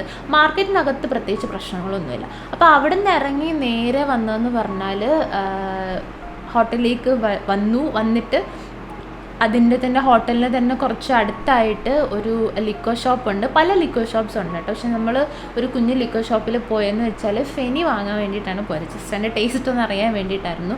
അപ്പോൾ ഫെനി ഒരു ലോക്കൽ ഡ്രിങ്കാണ്, ഫെർമെൻറ്റേഷൻ വഴിയാണിത് ഉണ്ടാക്കുന്നത്. ഇങ്ങനത്തെ കുഞ്ഞു കുഞ്ഞു ഡീറ്റെയിൽസ് മാത്രമേ അറിയുള്ളൂ. പിന്നെ ഫെനി 2 ടൈപ്പ് ഉണ്ട്. ഒന്ന് കാജു ഉണ്ട്. കാജു എന്ന് പറഞ്ഞാൽ കാഷ്യൂനട്ടാണ്. പിന്നെ ഉള്ളത് കോക്കനട്ടാണ്. കാജു കാഷ്യൂനട്ടാണെന്ന് അവർ പറഞ്ഞപ്പോഴാണ് എനിക്ക് മനസ്സിലായത്. അപ്പോൾ എനിക്ക് കാഷ്യൂനട്ടിൻ്റെ തന്നെ അവരുടെ ആ ഒറിജിനൽ ഐറ്റം എന്താണെന്ന് അറിയാനുള്ള ആഗ്രഹത്തിൽ വാങ്ങിച്ചു നോക്കിയപ്പോൾ 42% ആൽക്കഹോളാണ്. എന്ന് വെച്ചാൽ ശരിക്കും പറഞ്ഞാൽ അത് ആൽക്കഹോളാണ്, ആൽക്കഹോൾ കണ്ടൻറ്റുള്ള സാധനമാണ്. പിന്നെ വാങ്ങിച്ചത് കൊണ്ട് ജസ്റ്റ് ഒന്ന് ടേസ്റ്റ് ചെയ്യാനായിട്ട് നോക്കിയപ്പോഴത്തേക്ക് ടേസ്റ്റ് അറിയണം എന്നുള്ള ആഗ്രഹത്തിന് ടേസ്റ്റ് ചെയ്യാനായിട്ട് നോക്കിയപ്പോൾ എന്താ പറയുക, ഒരുതരം കയ്പ്പൊക്കെ പോലത്തെ അങ്ങനത്തെ ഒരു ടേസ്റ്റായിരുന്നു. പിന്നെ കഴിക്കാൻ നിന്നില്ല. ആ ബോട്ടിൽ ഒരു കുഞ്ഞു ബോട്ടിലാണ് വാങ്ങിച്ചത്. ആ ബോട്ടിൽ അവിടെ എങ്ങനെയേ വെച്ചിട്ട് ഇങ്ങനെ തിരിച്ചു പോരുമായിരുന്നു. വേണമെങ്കിൽ അവരാരെങ്കിലും എടുത്ത് യൂസ് ചെയ്തോട്ടെ എന്നുള്ള രീതിയിൽ അവിടെ വെച്ചിട്ട് പോരുമായിരുന്നു ചെയ്യുന്നത്. എനിക്കെന്തോ ഞങ്ങളെന്ന് പറഞ്ഞാൽ യൂഷ്വലി ഞങ്ങൾ വൈൻ ഉണ്ടാക്കാറുണ്ട്, വൈൻ വാങ്ങാറുണ്ട്, അതെല്ലാം ടേസ്റ്റ് ചെയ്യാറുണ്ട്. വൈനിൻ്റെ ടേസ്റ്റ് മൊത്തത്തിൽ ഇഷ്ടപ്പെടുന്ന ഒരു ഫാമിലിയാണ് ഞങ്ങളുടെ. അല്ലാത്ത ആൽക്കഹോളിൻ്റെ ഒന്നും ഇപ്പോൾ ബിയർ ആണെങ്കിലോ അല്ലെങ്കിൽ ഈ പറഞ്ഞ ഫെനി ആണെങ്കിലോ ഒന്നും അതിൻ്റെ ടേസ്റ്റ് അത്ര അങ്ങോട്ട് ഇഷ്ടപ്പെട്ടിട്ടില്ല. ആരും കഴിച്ചതും ഇല്ല. അത് അങ്ങനെ അവിടെ വെച്ചിട്ട് പോരുമായിരുന്നു. പിന്നെ പിറ്റേ ദിവസം പോയെന്ന് പറഞ്ഞാൽ ഒരു 25 കിലോമീറ്റർ ഡിസ്റ്റൻസിലായിരുന്നു നമ്മുടെ ബോം ജീസസ് ബസിലിക്ക ഉള്ളത്. സത്യം പറഞ്ഞാൽ ഗോവയിലെ ഏറ്റവും നല്ല ഭംഗിയുള്ള സ്ഥലം കാണണം എന്നുണ്ടെങ്കിൽ ഈ പറയുന്ന ഓൾഡ് ഗോവ അല്ലെങ്കിൽ ഓൾഡ് ഗോവ സിറ്റി, പാഞ്ചിം സിറ്റി, അവരുടെ ക്യാപിറ്റൽ, ആ ഭാഗത്തേക്ക് പോകണം. ആ ഭാഗം വഴിയാണ് നമ്മൾ ഈ സിനിമയിലൊക്കെ കാണുന്ന പോലെയുള്ള പല ബ്ലൂ കളറിലും പിങ്ക് കളറിലൊക്കെയുള്ള ബിൽഡിങ്ങുകൾ, അതേപോലെ തന്നെ നമ്മുടെ റോഡ്, നല്ല ഭംഗിയുള്ള റോഡ്, ഒരു സൈഡിൽ river and also ferry service ഉണ്ട്. അവിടെ ഫെറി സർവീസ് കൊണ്ടുപോകുന്ന വഴിക്ക് ഇങ്ങനത്തെ സാധനങ്ങളെല്ലാം കാണാൻ പറ്റുന്നത് നമ്മൾ ഈ പറയുന്ന ഓൾഡ് ഗോവ ആ ഒരു ഭാഗത്തേക്ക് പോകുമ്പോഴാണ്. അപ്പോൾ ബോം ജീസസ് ബസിലിക്കയിലേക്കാണ് നേരെ പോയിട്ടുണ്ടായിരുന്നു. രാവിലെ തന്നെ ഇറങ്ങി, കാരണം 25 കിലോമീറ്റർ ഉണ്ടായിരുന്നു. അങ്ങനെ എല്ലാം കണ്ട് ബസിലിക്കയിലെത്തിയപ്പോഴത്തേക്കും അവിടെ നല്ല ഭംഗിയുണ്ടായിരുന്നു മൊത്തത്തിൽ. കാരണം അപ്പുറം ഇപ്പുറം 2 പള്ളികളായിട്ടാണ്. ബസിലിക്ക എന്ന് പറഞ്ഞാൽ ബ്രിക്കിൻ്റെ പോലത്തെ ഒരു കളറാണ്. നമ്മുടെ യൂണിവേഴ്സിറ്റി കോളേജ് എന്നങ്ങനെ പറയാൻ പറ്റില്ല, കാരണം ആ ഒരു ഷെയ്ഡല്ല, കുറച്ചുകൂടെ ഡാർക്കായിട്ടുള്ള ഒരു ഷെയ്ഡാണ് ഇത്. എന്താ പറയുക, ബ്രൗണും ബ്ലാക്കും ഒക്കെ കൂടെ മിക്സായിട്ട്, റെഡ്, ഡാർക്ക് റെഡൊക്കെ മിക്സ് ആയിട്ടുള്ള ഒരു ഷെയ്ഡാണ് അതിനുണ്ടായിരുന്നത്. അവിടെ ചെന്നപ്പോഴത്തേക്കാണ് ജെറോം എന്ന് പറയുന്ന ഒരു അങ്കിളിനെ മീറ്റ് ചെയ്ത്. പുള്ളിക്കാരൻ അവിടുത്തെ ഗൈഡാണ്. പുള്ളി പറഞ്ഞു 200 രൂപ മതി ഗൈഡിന്. ആക്ച്വലി ആ 200 രൂപയ്ക്ക് ഉള്ളതിനെക്കാട്ടിൽ കൂടുതൽ കാര്യങ്ങൾ പുള്ളി പറഞ്ഞു തന്നിട്ടുണ്ട്. ആ പള്ളിയെ പറ്റിയും അവരുടെ ഹിസ്റ്ററിയെ പറ്റിയും എല്ലാം നല്ല വ്യക്തമായിട്ട് പറഞ്ഞു തന്നിട്ടുണ്ട്. ഏറ്റവും കൂടുതൽ ഇൻട്രസ്റ്റിംഗ് ആയിട്ടുള്ള കാര്യങ്ങൾ അതിനകത്ത് കയറിയതിന് ശേഷമാണ്. 1605 സംതിങ് ആ ഒരു ടൈമിലാണ് ഈ പള്ളി വരുന്നത്. അപ്പോൾ ബോം ജീസസ് എന്ന് പറഞ്ഞാൽ ബേബി ജീസസ്, അങ്ങനത്തെ എന്തോ ഒരു മീനിങ് ആണ് ഉള്ളത്. ഇതിനകത്തേക്ക് കയറുമ്പോൾ മറ്റൊരു അത്ഭുതം എന്ന് പറഞ്ഞാൽ ഇതിനകത്ത് കയറുമ്പോൾ ഷൂ ഊരിയിടാനോ അങ്ങനത്തെ സംഭവങ്ങളൊന്നുമില്ല. നമ്മൾ ചെരുപ്പ്, ഷൂ എന്താണോ അത് ഇട്ടുകൊണ്ട് അങ്ങനെ കയറാം, ആരും ഒന്നും പറയില്ല എന്നുള്ളതാണ്. അവിടെ അങ്ങനത്തെ റൂൾസ് ഒന്നും ഇല്ലയെന്ന് തോന്നി. പ്രയർ സമയത്ത് ഉണ്ടാവുമെന്ന് എനിക്കറിയില്ല. എന്തായാലും ഞാൻ ചോദിച്ചപ്പോൾ അങ്ങനെയൊന്നും ഇല്ല, കയറിപ്പോ എന്ന് പറഞ്ഞിട്ടാണ് കയറിയത്. അങ്ങനെ ഇതിനകത്തേക്ക് കയറിയപ്പോൾ വളരെ ബ്യൂട്ടിഫുൾ ആയിട്ടുള്ള ഒരു പള്ളിയാണ്. ഈ പള്ളിയുടെ കുറേ കാര്യങ്ങൾ പുള്ളി പറഞ്ഞു തന്നത്. ഒരു പുണ്യാളൻ സെൻറ്റ് ആൻ്റണി ഓഫ് പദ്വ, അങ്ങനെ ഒരാളാണ് നമ്മൾ ഫസ്റ്റ് കാണുന്നത്, സൈഡ് നമ്മുടെ റൈറ്റ് സൈഡിൽ കാണുന്നത്. അപ്പോൾ പുള്ളി എന്ന് പറഞ്ഞാൽ എന്താണ്, ഈ സെയിൻറ്റിന് നമ്മൾ എന്തെങ്കിലും സാധനങ്ങൾ കളഞ്ഞു പോയിട്ടുണ്ടെങ്കിൽ, അപ്പോൾ പൈസ നഷ്ടപ്പെട്ടു അല്ലെങ്കിൽ കീ നഷ്ടപ്പെട്ടു, അങ്ങനത്തെ സംഭവങ്ങളൊക്കെ ഉണ്ടെങ്കിൽ ഈ സെയിൻറ്റിനോടാണ് വന്നിട്ട് പറയുക. സെയിൻറ്റ് ദൈവത്തോട് പറഞ്ഞ് നമ്മുടെ പ്രശ്നം പരിഹരിക്കും, അങ്ങനെ ഒരു വിശ്വാസമാണ് അവിടെ ഉള്ളത്. പിന്നെ അവിടെ കാണാനായിട്ടെന്ന് പറഞ്ഞാൽ താഴ്ഭാഗം ഫുള്ള് ബോംബെയിൽ നിന്ന് കൊണ്ടുവന്ന ഒരു തരം ടൈലായിരുന്നു യൂസ് ചെയ്തിരുന്നത്. പക്ഷേ അതിൽ ചില അറ്റകുറ്റപ്പണികളുടെ ഭാഗമായിട്ട് ഒക്കെ അതിൻ്റെ മണ്ടയ്ക്കൂടെ ഒരു ടൈല് ഇട്ടവർ പോയിരിക്കുകയാണ് ചെയ്തിരിക്കുന്നത്. ഇപ്പോൾ നിലവിൽ ആ പള്ളിയിൽ ചെറിയൊരു പോർഷനിൽ മാത്രമേ ഉള്ളൂ അതിൻ്റെ ഒറിജിനൽ ആ ബോംബെയിൽ നിന്ന് കൊണ്ടുവന്ന ടൈല് യൂസ് ചെയ്തിട്ടുള്ളത്. ആ ടൈലിൻ്റെ പ്രത്യേകത എന്ന് പറഞ്ഞാൽ നമ്മളോട് പറഞ്ഞു ഷൂ ഊരിയിട്ടൊന്ന് ചവിട്ടി നോക്കൂ എന്ന് പറഞ്ഞു. സത്യം പറഞ്ഞാൽ പുറത്തൊക്കെ നല്ല നട്ട വെയിലാണ്, പക്ഷേ അതിനകത്ത് കയറി ആ ടൈല് ചവിട്ടിക്കഴിഞ്ഞാൽ ഭയങ്കര തണുപ്പാണ്. നമ്മൾ തണുത്ത വെള്ളത്തിൽ കാല് വെച്ചാൽ എങ്ങനെ ഇരിക്കും അതേപോലത്തെ തണുപ്പാണ് ആ ടൈലിന്. അതൊരു ഭയങ്കര അത്ഭുതമാണ്. പിന്നെ ബോം ജീസസ് പള്ളിയുടെ ഏറ്റവും വലിയ പ്രത്യേകത എന്ന് പറയുന്നത് സെൻറ്റ് സേവിയറിൻ്റെ ശരീരം, അതായത് കേടുപാടുകളൊന്നും കൂടാതെ 450ഓളം വർഷം പഴക്കമുള്ള ശരീരം ഇപ്പോഴും അവിടെ സൂക്ഷിച്ചിരിക്കുന്നു എന്നുള്ളതാണ്. അതിനൊരു ഹിസ്റ്ററി എന്ന് പറയുകയാണെങ്കിൽ 1955 എന്തോ ആണ് ഈ ബോഡി ആദ്യമായിട്ട് തുറക്കുന്നതോ കാണുന്നതോ ഐ തിങ്ക് ഇവിടെ കൊണ്ടുവരുന്നതോ അങ്ങനെ ഒരു ഹിസ്റ്ററിയാണ് അതിനുള്ളത്. എന്തായാലും 1955 എടുത്ത കുറേ ഫോട്ടോസും സംഭവങ്ങളും എല്ലാം വെച്ചിട്ടുണ്ട്. നമുക്കും ആക്ച്വലി ഇതിൻ്റെ അതായത് പുള്ളീനെ ഒരു തട്ടിൽ മുകളിൽ ഒരു ഗ്ലാസ് കഫിനകത്താണ് വെച്ചിരിക്കുന്നത്. അപ്പോൾ ഈ ഗ്ലാസ്സിനകത്തൂടെ നമുക്ക് നോക്കുമ്പോൾ തന്നെ വൺ സൈഡ് കാണാൻ പറ്റും. ബോഡിയുടെ വൺ സൈഡ് എന്ന് പറയുമ്പം കണ്ണ്, താടിയുടെ ഭാഗം, കൈയുടെ ഭാഗം, ഇങ്ങനെ കുറേ ഭാഗങ്ങൾ കാണാൻ പറ്റും. പക്ഷേ ഇതിൻ്റെ പ്രശ്നം എന്താണെന്ന് വെച്ചാൽ പണ്ടിത് ഈ ഒരു കഫിൻ ഇത് ഇറ്റലിയിൽ നിന്ന് സ്പെയിനിൽ നിന്നും ഒക്കെയാണ് ഇതിൻ്റെ പുള്ളിയുടെ ബോഡി ഇങ്ങോട്ട് കൊണ്ടുവന്നത്. അപ്പോൾ ഒരു വുഡൻ കൊഫിനിലാണ് കൊണ്ടുവന്നത്. ആ വുഡൻ കൊഫിൻ അവരവിടെ മാറ്റി വെച്ചിട്ടുണ്ട്. ഇത് എന്തിനാന്ന് വെച്ചാൽ ഇപ്പോൾ പിന്നീടൊരു ഗ്ലാസ് കൊഫിൻ കൂടെ കൊണ്ടുവന്നു. ഇപ്പോൾ എന്ന് പറഞ്ഞാൽ 10 വർഷത്തിലൊരിക്കൽ ആ ബോഡി പുറത്തെടുത്ത് ആൾക്കാർക്ക് കാണാൻ വേണ്ടിയിട്ട് പള്ളിക്കകത്ത് വെക്കും. അപ്പോൾ ആ സമയത്ത് ഈ ഗ്ലാസ് കൊഫിനിലേക്ക് അത് മാറ്റി മുകളിൽ നിന്ന് എടുത്ത് ഗ്ലാസ് കൊഫിനിലേക്ക് മാറ്റിയാണ് എല്ലാവരെയും കാണാൻ അനുവദിക്കുക. പണ്ടിത് തൊടാൻ പറ്റുമായിരുന്നു, ഈ ബോഡിയിൽ തൊടാൻ പറ്റുമായിരുന്നു. അപ്പോൾ എന്താണ് ചെയ്തതെന്ന് വെച്ചാൽ ഗോവയിൽ നിന്നുള്ള ഒരു ഫാമിലി തന്നെ പുള്ളിയുടെ കയ്യിൽ ഒരു നഖം ഇളക്കിക്കൊണ്ട് പോവുകയും ഒരു ഫോറിൻ വിമൻ വന്നിട്ട് 2 കാല് കടിച്ച് മുറിച്ചെടുക്കാനൊക്കെ നോക്കുകയൊക്കെ ചെയ്തിട്ടുണ്ട്. അതുകൊണ്ടാണ് ഇപ്പോൾ ആരും തൊടാൻ സമ്മതിക്കാത്തത്. സെയിൻറ്റിൻ്റെ ബോഡി അങ്ങനെ തന്നെ കാണാനായിട്ട് വെച്ചിട്ടുണ്ട്. അപ്പോൾ കഴിഞ്ഞ വർഷമായിരുന്നു ഈ ബോഡി പുറത്തെടുത്തത് ആളുകൾക്ക് കാണാൻ വേണ്ടിയിട്ട്. ഇനി ഒരു 10 വർഷം കൂടെ ശേഷം, അതായത് 2034 ഇനി ആ ബോഡി പുറത്തെടുക്കുക. അപ്പോൾ പറ്റുമെങ്കിൽ 2034 വരൂ എന്നൊക്കെ പറഞ്ഞിട്ടാണ് പുള്ളി എന്തായാലും പറഞ്ഞു വിട്ടിട്ടുണ്ടായിരുന്നത്. പിന്നെ ആ ഒരു എന്താ പറയുക, ഒരു പള്ളിയുടെ മൊത്തത്തിലുള്ള ഒരു പ്രത്യേകത ജെറോം അങ്കിൾ പറഞ്ഞത് എങ്ങനെയാണെന്ന് വെച്ചാൽ, ഈ പള്ളിയുടെ സ്ട്രക്ചർ എന്ന് പറഞ്ഞാൽ ഈ പള്ളിക്ക് അകത്തിപ്പോൾ സീറ്റുകളൊക്കെ അറേഞ്ച് ചെയ്തിട്ടുണ്ട്. അതൊക്കെ പുതുതായിട്ട് അറേഞ്ച് ചെയ്തതാണ്. പക്ഷേ പണ്ട് മുകളിൽ ബാൽക്കണീസ് ഉണ്ട്. അപ്പോൾ ഭയങ്കര റിച്ച് ആയിട്ടുള്ള ആൾക്കാർ വന്നിട്ട് ഈ ബാൽക്കണിയിൽ മാത്രമേ ഇരിക്കുകയുള്ളൂ. പാവപ്പെട്ടവർ തറയിലാണല്ലോ ഇരിക്കുന്നത്, അപ്പോൾ അവരുടെ കൂടെ ഇരിക്കില്ല. അതേപോലെ ഇതിൻ്റെ അകത്തെ സ്ട്രക്ചേഴ്സ് നോക്കുകയാണെങ്കിൽ ഈ പ്രീസ്റ്റ് വന്ന് അല്ലെങ്കിൽ ഈ സെയിൻറ്റ് വന്നിട്ട് സംസാരിക്കാനായിട്ട് ഒരു പ്രത്യേക പോർഷൻ ഉണ്ട് റൈറ്റ് സൈഡിലായിട്ട്. ഒരു പ്രത്യേക എന്താ പറയുക, ഒരു ഗോൾഡൻ ഷെയ്ഡിലൊക്കെ ഉള്ള, ഗോൾഡ് അല്ല അത് പെയിൻ്റാണ്, ബട്ട് ഗോൾഡൻ ഷെയ്ഡിലൊക്കെയുള്ള നല്ല ആർട്ട് വർക്ക് ചെയ്തൊരു സ്ഥലമുണ്ട്. ഒരു ഇത്തിരി മുകളിലായിട്ട് നിൽക്കുന്ന ഒരു സ്ഥലമുണ്ട്. ആക്ച്വലി ഇതിൻ്റെ സ്റ്റെപ്പ് പള്ളിക്ക് അകത്തൂടെയാണ് വരുന്നത്. ഇപ്പോൾ ആ സ്റ്റെപ്പ് അടച്ചിരിക്കുകയാണ്. പക്ഷേ പണ്ട് ഇതൊരു മിസ്റ്ററി ആയിരുന്നു, ഒരു മാജിക്കൽ ഫീലിംഗ് ആയിരുന്നു. കാരണം ഈ പള്ളിയിലച്ഛൻ എവിടെ നിന്നാണ് പെട്ടെന്ന് പ്രത്യക്ഷപ്പെടുന്നതെന്ന് അവിടെ ഇരിക്കുന്ന ആൾക്കാർക്ക് മനസ്സിലാവില്ല. അപ്പോൾ അതൊരു കൈൻഡ് ഓഫ് ഒരു മാജിക്കൽ ഫീലിംഗ് ആയിരുന്നു ആൾക്കാർക്ക് ഉണ്ടായിരുന്നത്. എവിടെ നിന്നാണ് അച്ഛൻ ഈ വരുന്നത്, സംസാരിക്കുന്നത് എന്നുള്ളത്.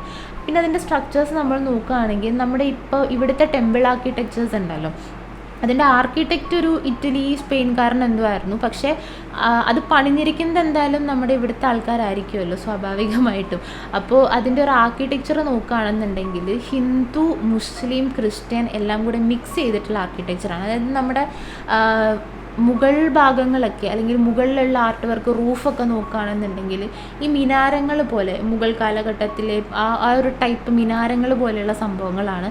അതേപോലെ ഈ അച്ഛൻ വന്ന് സംസാരിക്കുന്നു എന്ന് ഞാൻ പറഞ്ഞ ആ ഭാഗം ശരിക്കും പറഞ്ഞാൽ ഒരു അമ്പല ഗോപുരം എടുത്ത് തിരിച്ചു വെച്ചാൽ എങ്ങനെ ഇരിക്കും അതേപോലെയാണ് ആ ഭാഗമൊക്കെ ഇരിക്കുന്നത്. അങ്ങനെ എന്താ പറയുക, ഒരു കൈൻഡ് ഓഫ് കോമ്പിനേഷനാണ് നമുക്ക് കാണാൻ സാധിക്കുന്നത്. ഇനിയിപ്പോൾ അതിനകത്ത് ഇത്തവണ ക്രിസ്മസിന് വേണ്ടി അവർ ഒരുക്കിയ സെക്ഷൻ ഉണ്ട്.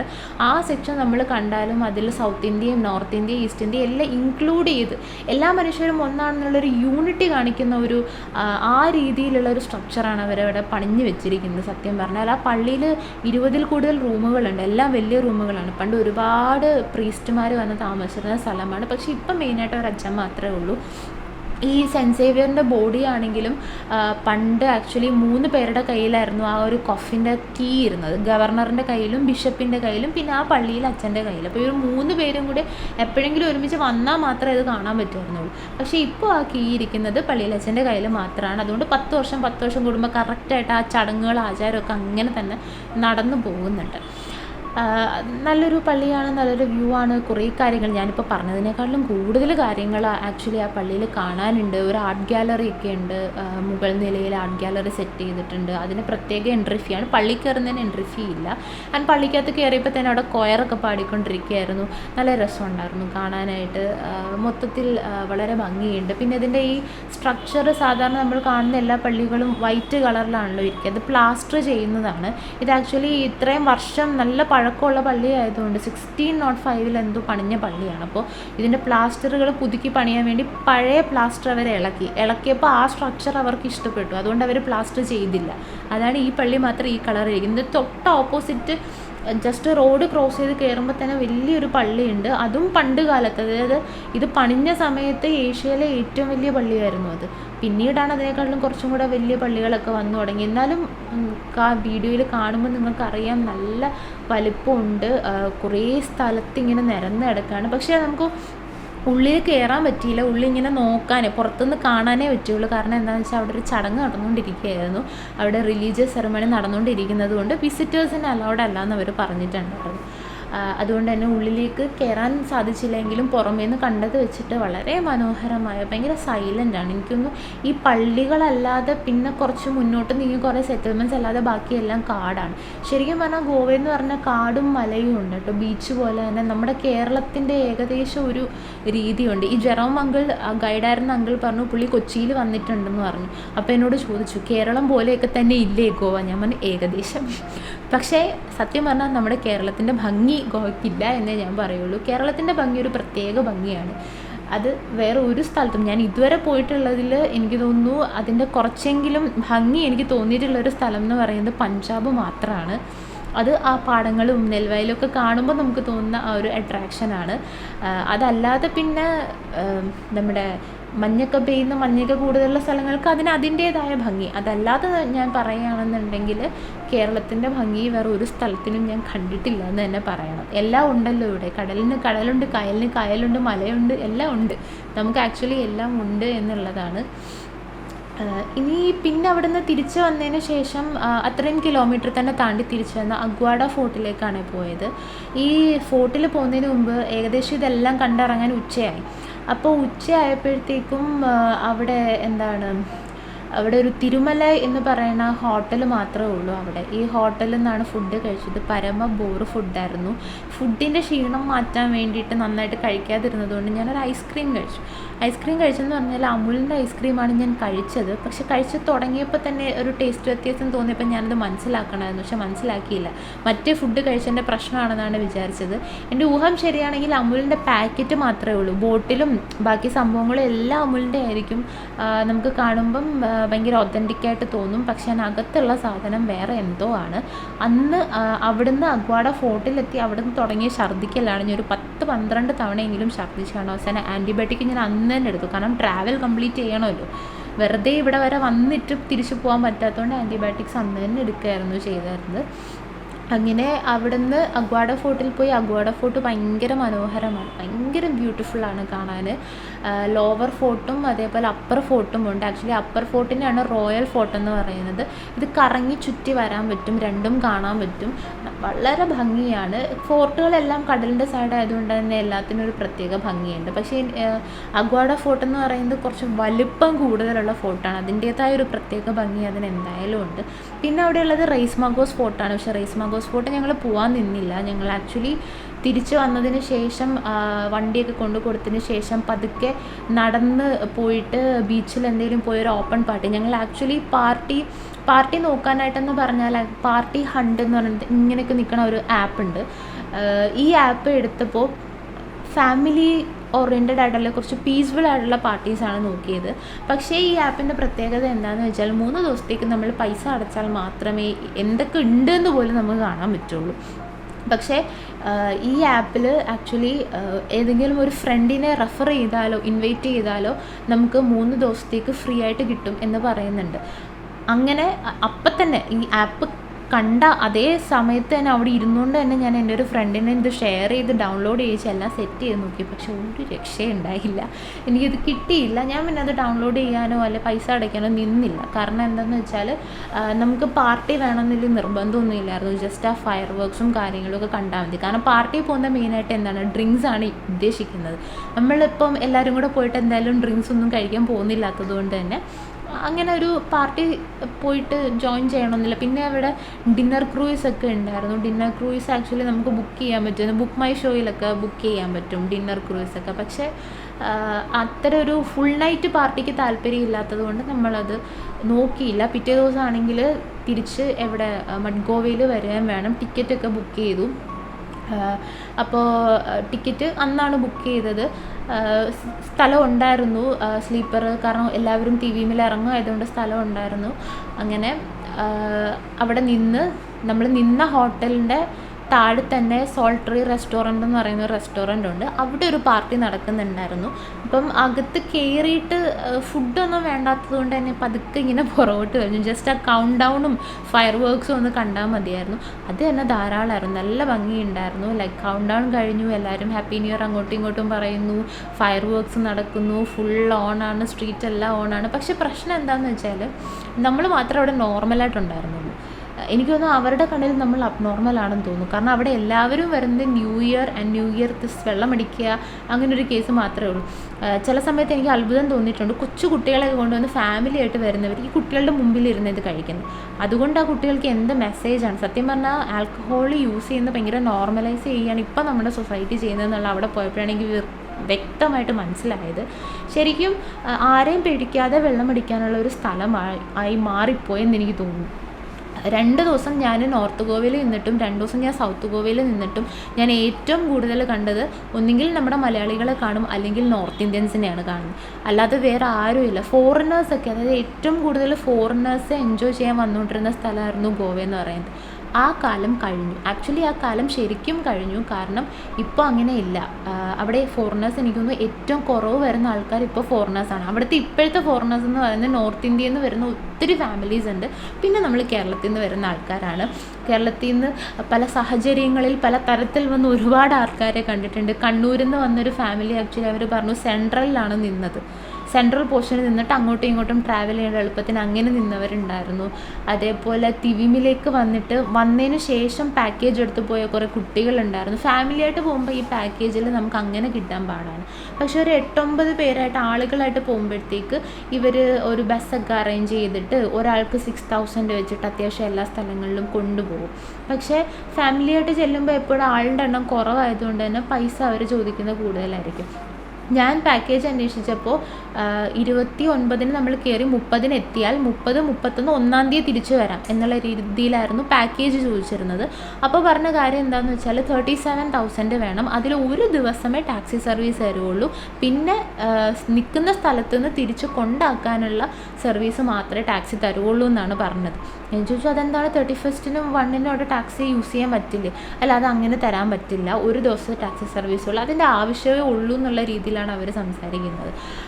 ആൻഡ് വേറെ ഒരു ഫാമിലിയെ കണ്ടപ്പോഴത്തേക്കും അവർ പാക്കേജിൽ വന്നിട്ട് അവർക്ക് 3 ദിവസം ടാക്സി സർവീസ് ഉണ്ടാവുമെന്ന് പറഞ്ഞിട്ട് അവർക്ക് 1 ദിവസത്തെ സർവീസ് കൊടുത്തുള്ളൂ.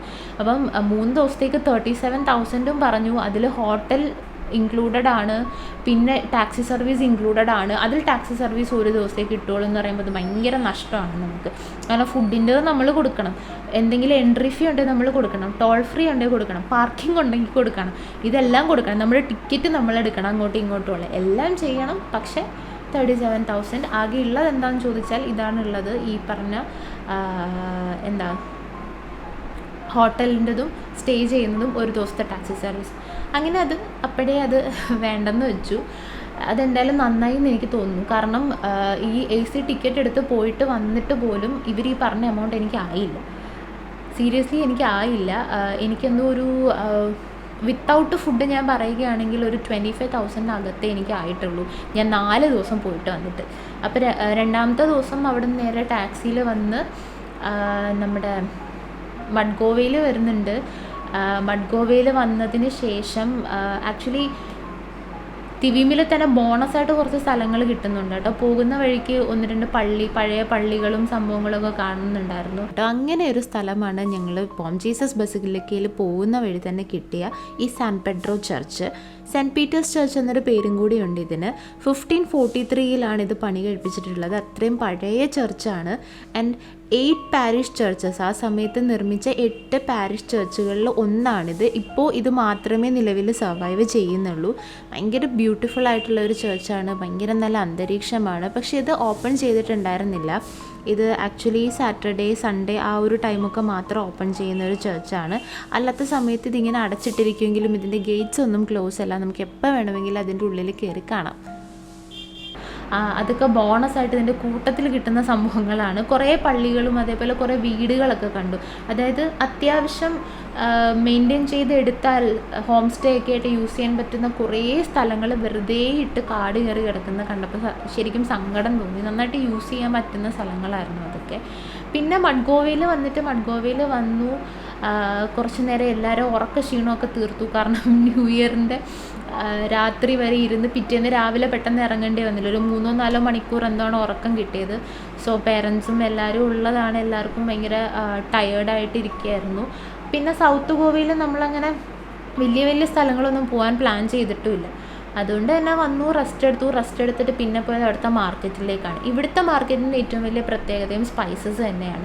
പക്ഷെ അവിടെ ഏറ്റവും കൂടുതൽ മാർക്കറ്റിൽ ഫോറിനേഴ്സാണ്, പ്രത്യേകിച്ച് ടീ കോഫി പല തരത്തിലുള്ള ടീയും പല തരത്തിലുള്ള കോഫിയും ഉണ്ട്. ഇത് വാങ്ങിക്കാൻ ഏറ്റവും കൂടുതൽ നിൽക്കുന്ന വിദേശികളാണ്. വിദേശികൾ എന്ന് പറയുമ്പം ഇന്ത്യയിലെ വിദേശികളല്ല ഞാൻ ഉദ്ദേശിച്ചത്, പുറത്തുനിന്നുള്ള ആൾക്കാരാണ്, ഫോറിനേഴ്സാണ് ഏറ്റവും കൂടുതൽ അവിടെ നിൽക്കുന്നത് ഈ സ്പൈസ് മാർക്കറ്റിൽ. പിന്നെ ഈ മാർക്കറ്റ് എന്ന് പറയുമ്പോഴത്തേക്ക് തിവീമിലെ മാർക്കറ്റ് പോലെയല്ല. മഡ്ഗോവയിലെ മാർക്കറ്റിൻ്റെ ഒരു പ്രത്യേകത എന്ന് പറഞ്ഞാൽ കുറച്ചുകൂടി ഇടുങ്ങിയതാണ്. മറ്റേ ചേരികളൊക്കെ നമ്മൾ കാണുന്ന പോലെ ഭയങ്കര ഇടുങ്ങിയതാണ്. ഇടുങ്ങിയ സ്പേസിൽ കൂടെ വേണം നടക്കാൻ. പക്ഷേ എല്ലാ തരത്തിലുള്ള സാധനങ്ങളും ഉണ്ട്, എല്ലാ തരത്തിലുള്ള കടകളുണ്ട്. റേറ്റ് എനിക്ക് തോന്നുന്നു ഡ്രസ്സൊക്കെ ആണെന്നുണ്ടെങ്കിൽ റേറ്റ് കുറവാണ്. ലൈക്ക് ഇവിടുത്തേനേക്കാളും നല്ല കുറവാണ്. ഇപ്പോൾ ഇവിടെ ഒരു 5000 രൂപ 6000 രൂപയൊക്കെ പറയുന്ന സാധനത്തിന് അവിടെ 1000-2000 രൂപയ്ക്കൊക്കെ നമുക്ക് കിട്ടും എന്നുള്ളതാണ്. ഇതിപ്പം അവിടെ മാത്രമല്ല, എനിക്ക് ഇതുവരെ ഞാൻ വാങ്ങിച്ചിട്ടുള്ളതിൽ ഏറ്റവും കൂടുതൽ വില കുറച്ച് എനിക്ക് ഡ്രസ്സ് കിട്ടിയിട്ടുള്ള സ്ഥലം എന്ന് പറയുന്നത് ചെന്നൈയിലെ ടി നഗറാണ്. ടി നഗർ കഴിഞ്ഞാൽ പിന്നെ എനിക്ക് ഇവിടെ നിന്നാണ് ഏറ്റവും കൂടുതൽ കിട്ടിയിട്ടുള്ളത്. ഈവൻ ഡൽഹിയിൽ പോലും ഇത്രയും വില കുറഞ്ഞ് കിട്ടിയിട്ടില്ല. ഡൽഹിയിൽ ഉണ്ടാവും, പക്ഷേ ഞങ്ങൾ പോയ സമയത്ത് ഞങ്ങളെ കൊണ്ടുപോയ മാർക്കറ്റിൽ നോ ബാർഗെയിനിങ് എന്നവർ എഴുതി വെച്ചിട്ടുണ്ടായിരുന്നു. അവിടെ ഈ പറയുന്ന പോലെ ഇത്രയും വിലക്കുറവിൽ സാധനങ്ങൾ കിട്ടിയിട്ടില്ല. എനിക്ക് ആകെ കിട്ടിയിട്ടുള്ളത് ചെന്നൈ ടി നഗറിൽ പോയപ്പോൾ മാത്രമാണ് കുറേ സാധനങ്ങൾ അങ്ങനെ കിട്ടിയിട്ടുണ്ടായിരുന്നത്. അവസാനം പിന്നെ നമ്മൾ മാർക്കറ്റ് കറങ്ങിയിട്ട് നേരെ കോൾവ ബീച്ചിലേക്ക് പോകാനായിട്ട് നിന്നു. ബീച്ചിൽ പോയ ബസ്സിൽ കയറിയ കഥ ഞാൻ ഓൾറെഡി പറഞ്ഞതാണ്. ഇനി അവിടെ ചെന്നിട്ടുള്ള കാര്യമാണെങ്കിൽ അവിടെ ചെന്നൊരു ടേബിളിട്ടൊരു ക്യാൻഡിലൊക്കെ വെച്ചിട്ട് മെഴുകുതിരിയൊക്കെ അടച്ചു വെച്ചിട്ടുള്ളൊരു സെറ്റപ്പ് ഉണ്ടായിരുന്നു. അവിടെ ഇരിക്കാൻ നല്ല സുഖമുണ്ട്, പക്ഷേ ഒട്ടും സുഖമില്ലാത്ത ഭക്ഷണമായിരുന്നു. ഭക്ഷണം എന്ന് പറഞ്ഞാൽ ഭയങ്കര മോശം ഭക്ഷണം. ഫിഷാണ് ഓർഡർ ചെയ്തത്. ഒരാവശ്യമില്ലായിരുന്നു എനിക്ക് തോന്നി. എല്ലാവരും കുറച്ച് എന്താ പറയുക, ചിക്കനൊന്നും വേണ്ട, ഫിഷ് ആകുമ്പോഴത്തേക്ക് ബീച്ച് സൈഡൊക്കെ അല്ലേ എന്നൊക്കെ പറഞ്ഞിട്ടാണ് ഫിഷ് ഓർഡർ ചെയ്തത്. പക്ഷേ ഒരു ആവശ്യമില്ലാത്ത സംഭവമായിപ്പോയി അത്.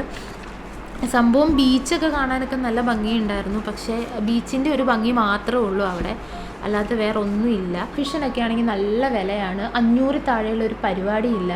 ഇനിയിപ്പോൾ അവിടെ നിന്ന് പിന്നെ എനിക്കൊന്ന് ഡ്രിങ്ക്സ് മാത്രമേ ഉള്ളൂ കേട്ടോ അവിടെ. ഏറ്റവും ഫുഡിൻ്റെ കേസിൽ ഡ്രിങ്ക്സ് മാത്രമേ ഉള്ളൂ അവിടെ ഏറ്റവും വില കുറച്ച് കിട്ടുന്ന സാധനം. ബാക്കിയെല്ലാത്തിനും നല്ല റേറ്റാണ്. അതേപോലെ അവിടെ ഇരിക്കാനായിട്ട് ആ സ്ഥലത്ത് അവർ സെറ്റ് ചെയ്തിരിക്കുന്ന സ്ഥലത്ത് ബീച്ചിൽ ഇരിക്കാൻ വേണ്ടി ആ ടേബിളിൽ ഇരിക്കാൻ 170 റുപ്പീസാണ്. ബില്ല് ചോദിച്ചപ്പോഴത്തേക്ക് ബില്ലായിട്ട് കൊണ്ടു തന്ന സാധനം എന്ന് പറഞ്ഞാൽ ഒരു പേപ്പർ കഷ്ണത്തിനകത്ത് കുറേ എഴുതുക. അതിൽ തന്നെ കള്ളമുണ്ട്. കാരണം ഇതിനകത്ത് ഇൻവോയ്സ് അവർ തരാത്തതെന്ന് പറഞ്ഞാൽ ഇൻവോയ്സിൽ ഇതിലും കുറച്ച് എമൗണ്ട് ആയിരിക്കും കൊടുക്കുക. ടേബിളിൻ്റെ എമൗണ്ട് ഒന്നും കൊടുക്കുന്നുണ്ടാവില്ല, ഫുഡിൻ്റെ എമൗണ്ട് ഇങ്ങനെയൊന്നും ആയിരിക്കില്ല കൊടുക്കുന്നത്.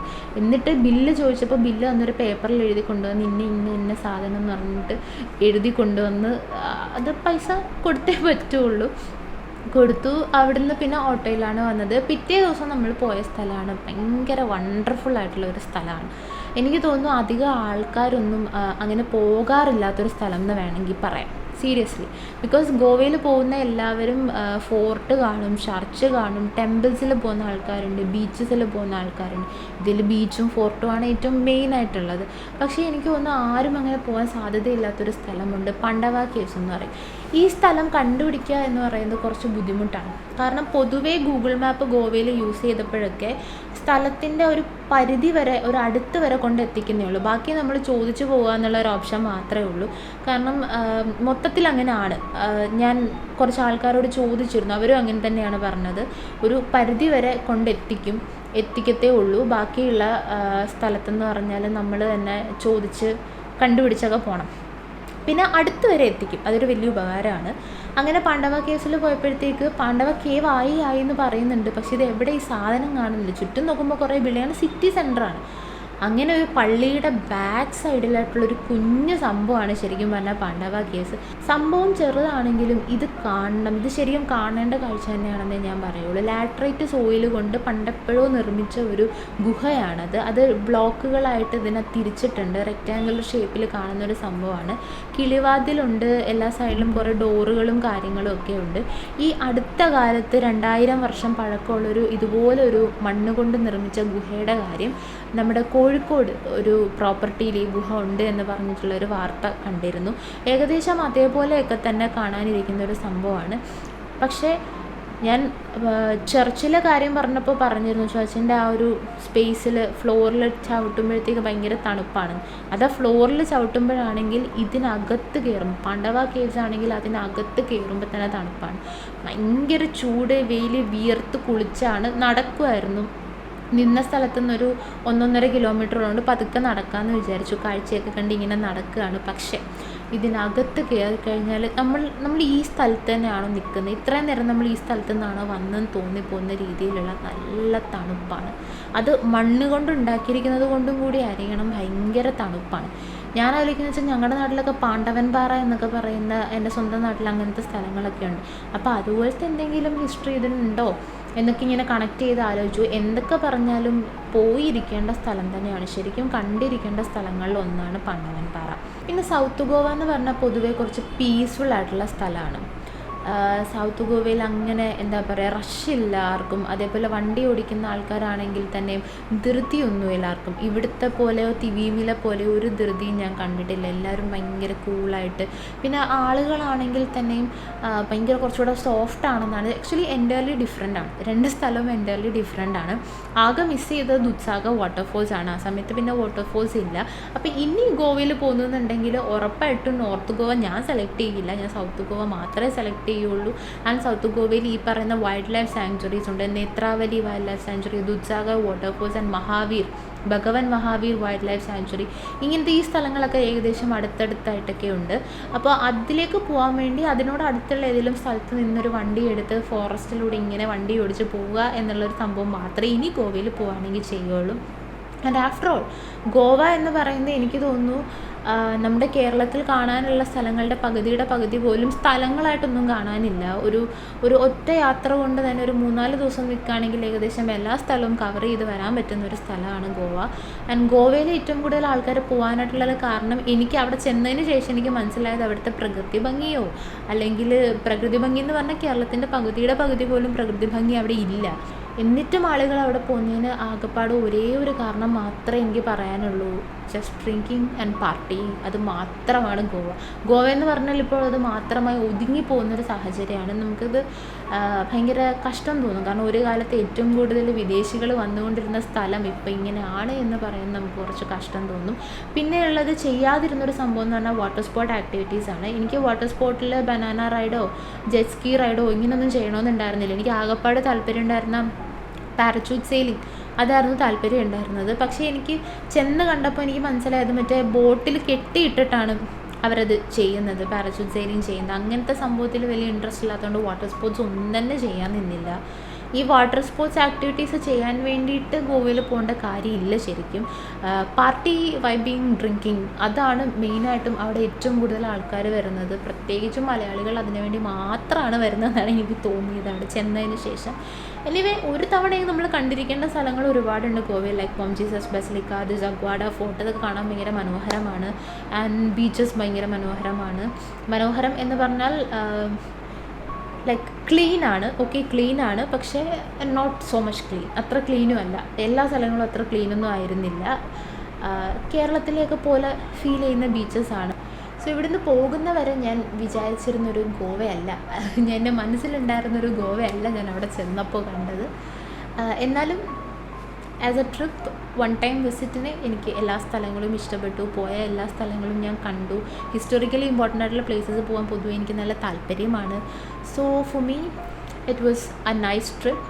പക്ഷേ സെക്കൻഡ് ടൈം പോകുമെന്ന് ചോദിച്ചാൽ നോട്ട് നോർത്ത് ഗോവ, സൗത്ത് ഗോവയിൽ വാട്ടർഫോൾ കാണാൻ വേണ്ടിയിട്ട് ഒരു തവണയെങ്കിലും പോകണം എന്ന് എനിക്ക് ആഗ്രഹമുണ്ട്. ആൻഡ് ഈ പറഞ്ഞ പോലെ ട്രെയിൻ യാത്രയാണെങ്കിലും അതുവഴിയുള്ള യാത്ര ഭയങ്കര ബ്യൂട്ടിഫുൾ ആണെന്നാണ് പറയുന്നത്. ലൈക്ക് നമ്മൾ ഊട്ടിയിലൊക്കെ പോകുന്ന പോലെയോ അല്ലെങ്കിൽ നമ്മൾ നിലമ്പൂർ സൈഡിലേക്കൊക്കെ പോകുന്ന പോലെയുള്ള നല്ല ട്രാവലാണെന്നാണ് പറയുന്നത്. അതൊന്ന് എക്സ്പീരിയൻസ് ചെയ്താൽ കൊള്ളാവുന്നേ ഉള്ളൂ. ഇത്ര നേരം ആരെങ്കിലുമൊക്കെ ഇതൊക്കെ കേട്ടുകൊണ്ടിരുന്നിട്ടുണ്ടെങ്കിൽ അതിനൊരു big thanks and thank you so much for watching. നന്ദി, നമസ്കാരം.